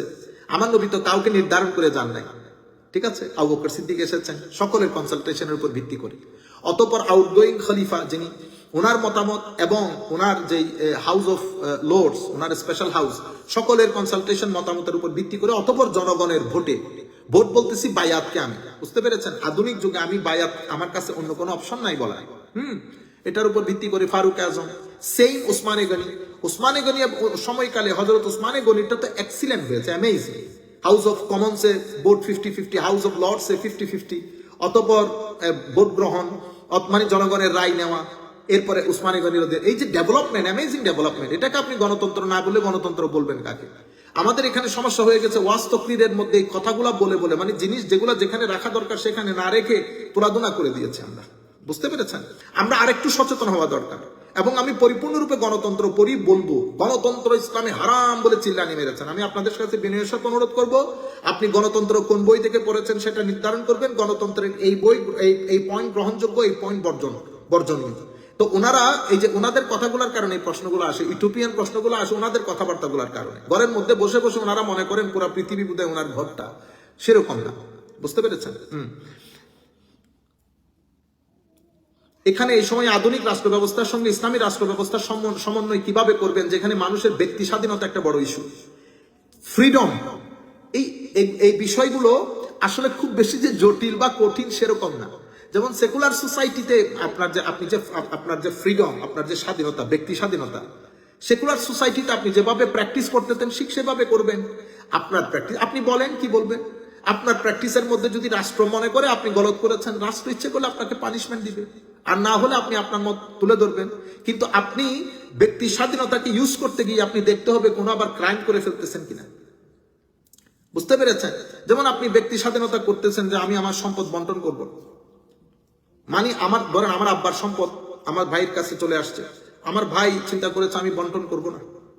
তো রাষ্ট্র যদি মনে করে যে এখানে ইন্টারফেয়ার করবে, রাষ্ট্র অবশ্যই করবে, কারণ আমি বন্টন না করা মানে যে কোনো একজন বঞ্চিত হওয়া, আমি কারো না কারো উপর জুলুম করছি, তো রাষ্ট্র ইন্টারফেয়ার করবে। কিন্তু অ্যাজ ফার এজ ব্যক্তি স্বাধীনতা is concern, Islam has no problem with ব্যক্তি স্বাধীনতা। এখন আপনি ব্যক্তি স্বাধীনতাকে ডিফাইন করতে হবে। আপনি যদি বলেন ওয়েস্টার্ন কান্ট্রি যেভাবে ডিফাইন করে সেভাবে আমি ডিফাইন করবো, না না না, প্রত্যেক দেশ যার যার অবস্থান অনুযায়ী, এখানে কোনো এটার একটা স্ট্যান্ডার্ড প্রিন্সিপাল আছে, সেই প্রিন্সিপাল অনুযায়ী ডিফাইন করবে, কোনো অসুবিধা নেই। এবং এগুলা নিয়ে ধরতে, বুঝতে পেরেছেন? এখন ব্যক্তি স্বাধীনতা মানে যদি এটা হয় আপনার যা মন চাই বলবেন, তো এটার নাম ব্যক্তি স্বাধীনতা না, এটার নাম ব্যক্তি স্বাধীনতা না। ব্যক্তি স্বাধীনতার মূল প্রেমের আমাদের ইসলামের কোনো ধরনের সমস্যা নাই। ইসলামের নাম দিয়ে একদল ভোট দাবি করতেছে, এটা আসলে কতটুকু সমর্থনযোগ্য এটা নিশ্চিতভাবে কন্ট্রাডিক্ট করে। কমেন্ট তো এটা আপনি করে ফেলছেন, এটা নিশ্চিতভাবে কন্ট্রাডিক্ট করে। আমি জানি না কোন দিক দিয়ে কন্ট্রাডিক্ট করে, আপনি জানলে আমাকে একটু বলবেন। এই স্বাভাবিকভাবে ভোট দাবি করা, আমি ভোট দাবি করব না। যেমন হযরতে আল্লাহুম্মা সাল্লি আলা সাইয়্যিদিনা মুহাম্মাদিন ওয়া বারিক ওয়া সাল্লিম, হাসান, আমাদের নবী যিনি জেলে বন্দী ছিলেন, হযরত ইউসুফ আলাইহিস সালাম, হযরত ইউসুফ আলাইহিস সালাম। তো হযরত ইউসুফ আলাইহিস সালাম জেল থেকে বের হয়ে উনি কি বলেছেন? আপনি আমাকে কি বানান, দায়িত্ব দেন। হ্যাঁ, তাইলে যখন আপনি আপনার সততার উপরে 100% কনফার্ম হবেন যে আমি এই দায়িত্বটা আমি আঞ্জাম দিতে পারবো, দায়িত্ব চান।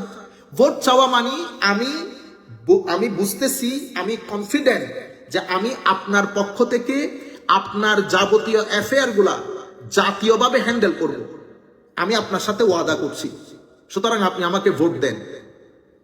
বুঝতে পেরেছেন? ইন্নাল্লাহা ইয়া'মুরুকুম আন তুআদ্দুল আমানাতি ইলা আহলিহা। এখন আল্লাহ আপনাকে হুকুম দিয়েছে আপনার যাবতীয় অ্যাফেয়ার গুলা ডিল করার জন্য, আপনি যেন একজন যোগ্য ব্যক্তির হাতে এই দায়িত্বটা অর্পণ করেন। তো যিনি এই দায়িত্ব নিতে চাচ্ছেন, ওনার কাজকর্ম আপনার সামনে পরিষ্কার। উনি চাচ্ছেন আপনি আপনার পক্ষ থেকে উনি যাবতীয় অ্যাফেয়ার গুলা ডিল করবেন, আপনি তাকে দায়িত্ব দেন। তা আপনি দায়িত্বটা কিভাবে দিবেন আমাকে বলেন। বর্তমান যে সোসাইটিতে আমি বসবাস করছি, সেই সোসাইটিতে ভোট বাদে তো আমি আপনাকে দায়িত্ব অর্পণ করতে পারছি না। যদি ভোটের চেয়ে আরো ফেয়ার কোনো কিছু থাকে তাহলে আপনি সেভাবে করবেন। কিন্তু আমাদের সোসাইটিতে প্র্যাকটিসিং হচ্ছে ভোট।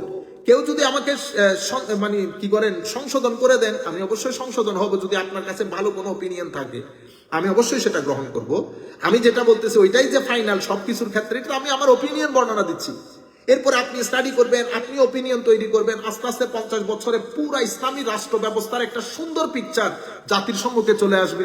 জাতি যদি মনে করে this is the best option, জাতি সেটাকে অ্যাপ্লাই করবে। 3 দিন পরে ইসলামী হুকুমত বসে যাবে। ইসলামী হুকুমত বসে যাওয়া, আপনি আফগানিস্তানকে তুলে সমুদ্রে নিক্ষেপ করতে পারতেছেন না, আপনি পারবেন না। ইসলাম যদি ট্রুলি অ্যাপ্লাইড হয়, আমি গ্যারান্টির সাথে আপনাদেরকে বলছি আমেরিকা থেকে লোক গিয়ে বাংলাদেশে থাকবে। ইসলাম যদি ট্রুলি প্র্যাকটিসড হয়, আমেরিকাতে লোক গিয়ে বাংলাদেশে থাকবে। আপনি ধরে রাখতে পারবেন, আপনি আলাদা করে বাংলাদেশের জন্য জায়গা খরিদ করতে হবে। কিন্তু আমাদের এখানে আমরা কনফিউশন লেভেলে পড়ে গেছে। কনফিউশন, এখন আপনি কনফিউশন হবে না।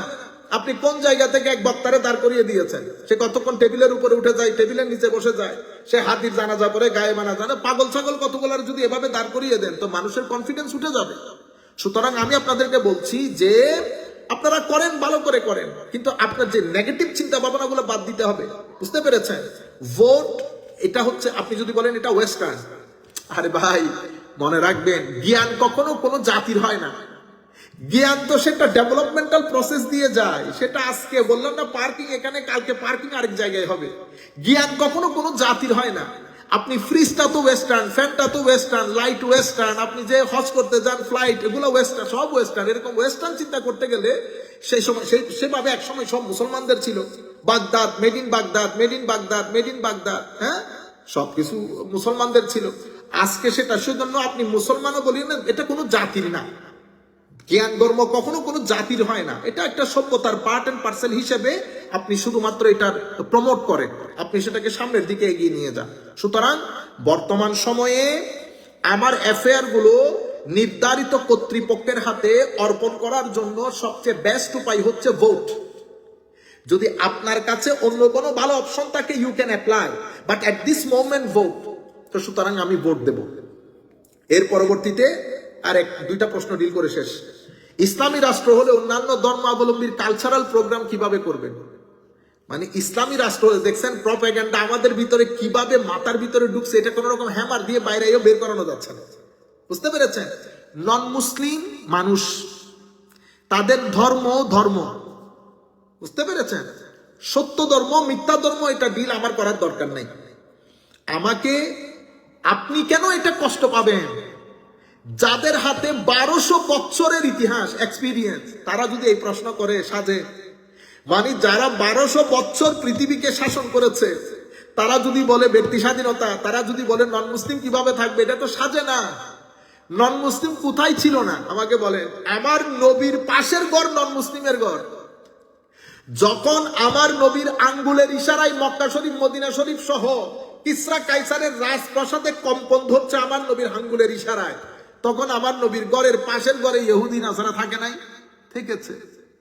এর পরবর্তীতে বাগদাদের জমিনে, ইয়েমেনের জমিনে, সিরিয়াতে, এখনো পর্যন্ত আরব দেশে, মিডল ইস্টে থাকতেছে না লাখো ইহুদি নাসারা? আপনারা ভুল করতেছেন। নন মুসলিম সমাজের মধ্যে, আমাদের সমাজের মধ্যে, মুসলিম রাষ্ট্রের মধ্যে যারাই থাকবে, বুঝতে পেরেছেন, রাষ্ট্রের সাথে অবিডিয়েন্স থাকবে, প্রত্যেকে রাষ্ট্রের সমান নাগরিকত্ব ভোগ করবে। সেকেন্ড ক্লাস কিনা সেটা আমরা পরে আলোচনা করব, যেহেতু ওখানে লম্বা আয়াত নিয়ে আলোচনা করতে হবে না। কোনো সেকেন্ড ক্লাস সিস্টেম নাই, কারণ আমরা সবাই এখন চুক্তিপত্রে সিগনেচার করেছি। আপনি জাতিসংঘের চুক্তিপত্রে সিগনেচার করেন নাই? করেছেন। এরপরে আপনি আপনার দেশের কনস্টিটিউশনে এটা নিশ্চয়তা দিয়েছেন। কোরআনও একই কথা বলছে, বুঝতে পেরেছেন? কোরআন শরীফের মধ্যে আমার নবী সাল্লাল্লাহু আলাইহি ওয়াসাল্লামের জন্য আল্লাহ ইরশাদ করেন নাই যে এই যে non Muslim in your country there are two types, দুই ধরনের। একজন আছে যারা সব সময় আপনার সাথে ষড়যন্ত্রে লিপ্ত, তাদের সাথে স্টেটের পক্ষ থেকে মোকাবেলা হবে। আর যারা আছে সাধারণ নাগরিক, তারা এগুলা বিষয়ে জানেও না, করেও না। আমার আল্লাহ বলছেন আনতাবার রুহু মতুকসিতু ইলাইহিম, খবরদার তাদের উপর যেন কি না হয়, অন্যায় না হয়। ভালাই, ন্যায় সঙ্গ, জাস্টিস করার জন্য কোরআনের হুকুম। সুতরাং সেকেন্ড ক্লাস, থার্ড ক্লাস এগুলা না। জিজিয়া এটা একটা বিশেষ সময়ের জন্য ছিল সাল্লাল্লাহু আলাইহি ওয়াসাল্লাম। এই আয়াতগুলো পরবর্তীতে আমরা কেমনে ডিল করব, সোসাইটির ঢাঁচা চেঞ্জ হয়েছে, দ্যাটস ওয়াই এক্সপ্লেনেশন পরিবর্তন হবে, চেঞ্জ হবে, বুঝতে পেরেছেন? সেটা আমরা পরবর্তীতে আলোচনা করব। সুতরাং নন মুসলিমের, যেমন আপনার কালচারাল প্রোগ্রামের কথা বলতেছেন, ইরানে তো এখনো পালিত হয়। এটার নাম কি হাসান? এই যে জি নওরোজ, বুঝতে পেরেছেন? নওরোজ তো মুসলমানের কালচারাল প্রোগ্রাম না, সেটা কালচারাল প্রোগ্রাম হয়ে গেছে। কালচারাল প্রোগ্রামের সাথে, লোকাল প্রোগ্রামের সাথে আমার নবী মদিনা শরীফে ইসলাম প্রতিষ্ঠা করার পরে ইতোপূর্বে মদিনা শরীফে যে কালচারাল প্রোগ্রামগুলো হতো সব কি বন্ধ করে দিয়েছে আমার নবী? আপনাদেরকে বলবো formation of the Islamic law, এটা আপনারা পড়লে তাইলে আপনারা বুঝতে পারবেন। আমার নবী যখন ল ফর্ম করতেছেন তখন মক্কা শরীফে, মদিনা শরীফের মধ্যে এক্সিস্টিং বিভিন্ন বিবাহ প্রথা ছিল। আমার নবী সব বিবাহ প্রথা বন্ধ করে দেয় নাই তো, যা নেওয়ার নিয়েছে, যা নেওয়ার না নেন নাই। মুআমালাত, বেচা কেনা, মক্কা শরীফ মদিনা শরীফে শত ধরনের বেচা কেনা হতো। আমার নবী যেগুলা নেওয়ার নিয়েছেন, যেগুলা না নেওয়ার নেন নাই, যেগুলো অ্যাকোমোডেট করতে পেরেছেন অ্যাকোমোডেট করেছেন। সুতরাং ইসলাম অ্যানিহিলেশন করে না, ইসলাম ইন্টিগ্রেট করে। তবে ইন্টিগ্রেশন করার সময় ইসলাম দেখে যে আপনি যে জিনিসটা ইসলাম ইনক্লুড করতেছে, ইন্টিগ্রেট করতেছে, সেটার মধ্যে অন্য জনের কোনো ক্ষতি আছে কিনা, বা নৈতিক কোনো ক্ষতি আছে কিনা, সামাজিক কোনো ক্ষতি আছে কিনা, এগুলোর উপর বেস করে ইসলাম গ্রহণ এবং বর্জন নীতি কি করে, পরিচালনা করে। সুতরাং নন মুসলিম কালচারাল প্রোগ্রাম করবে, নন মুসলিমের কালচারাল প্রোগ্রামে ইসলামের কোনো এখানে কোনো ইন্টারফিয়ারেন্স নাই। হ্যাঁ, যে কোনো কালচারাল প্রোগ্রামে যদি অশ্লীলতা, যদি মনে করে যে সমাজ এখানে ক্ষতির সম্মুখীন হবে, রাষ্ট্র যেভাবে সেকুলার রাষ্ট্র সিস্টেম অ্যাপ্লাই করে, আইন অ্যাপ্লাই করে, সেভাবে আইন অ্যাপ্লাই করবে। আমরা কি আমেরিকান সোসাইটিতে বলতে পারছি যে আমরা 2 মিলিয়ন লোক এখানে বসবাস করি, আপনি আমাকে রাস্তাঘাটে পরিপূর্ণ কুরবানির অধিকার দিতে হবে? সে তো আমাকে বলতেছে আপনি কুরবানি করতে চাইলে আপনি ফার্মার হাউসে চলে যান, ফার্ম হাউসে চলে যান। তা আমি 100 মাইল দূরে ফার্ম হাউসে যাই, সে ফার্ম হাউসের উইদিন ফার্ম হাউস আপনি কুরবানি করেন, নো প্রবলেম। ইংল্যান্ড বলতেছে সরি, আপনি ইউ ক্যানট ডু দিস। কি করতে হবে? আপনি দোকানে অর্ডার দেন, দোকান নির্দিষ্ট জায়গা থেকে আপনার কুরবানির মাংস এসে দিয়ে দিবে। আপনি কি বলতে পারতেছেন এটা সেকুলারিজমের দেশে অন্যায় হচ্ছে? প্রত্যেক রাষ্ট্রের কত এটা নিয়ে কেউ কথা বলবে না, বলবে যে এটা শৃঙ্খলা, মানে এরা একজনের প্রতারক, এরা বলবে এটা যে শৃঙ্খলা। এটাই একটা জিনিস মানে হঠাৎ করে মনে হলো যেটা, এবং আমারও মানে অভিজ্ঞতা আর কি, যারা আসলে ফ্রিডম অফ স্পিচ বা কালচারাল যে ইয়েটা চাচ্ছে, এটা তারা বুঝাইতে চায়। ধরেন পূজার মধ্যে আমি মুসলমান গেলে আমাকে বাধা দেওয়া যাবে, তো এটা হচ্ছে কালচারের মধ্যে ঝামেলা। মানে এরা কিন্তু আসলে পূজার স্বাধীনতা চাচ্ছে না। পূজায় আমি মুসলমান গিয়ে নাচতে পারবো কিনা, পূজাকে আমি সেলিব্রেট করতে পারবো কিনা, এইটা নিশ্চয়তা ঘটনা সেই জায়গায়। এটাই তো। আমি 7 নম্বর প্রশ্ন চমৎকার প্রশ্ন। ধরনের প্রোগ্রাম আপনারা করতে চান করেন, ইসলাম এগুলার বিষয়ে কোন ধরনের টেনশনে নেই। ইসলামী শাসন মানে এটা মানে কোনো কিছু আপনার উপর চাপিয়ে দিচ্ছে সেরকম না। আপনি এখন যেরকম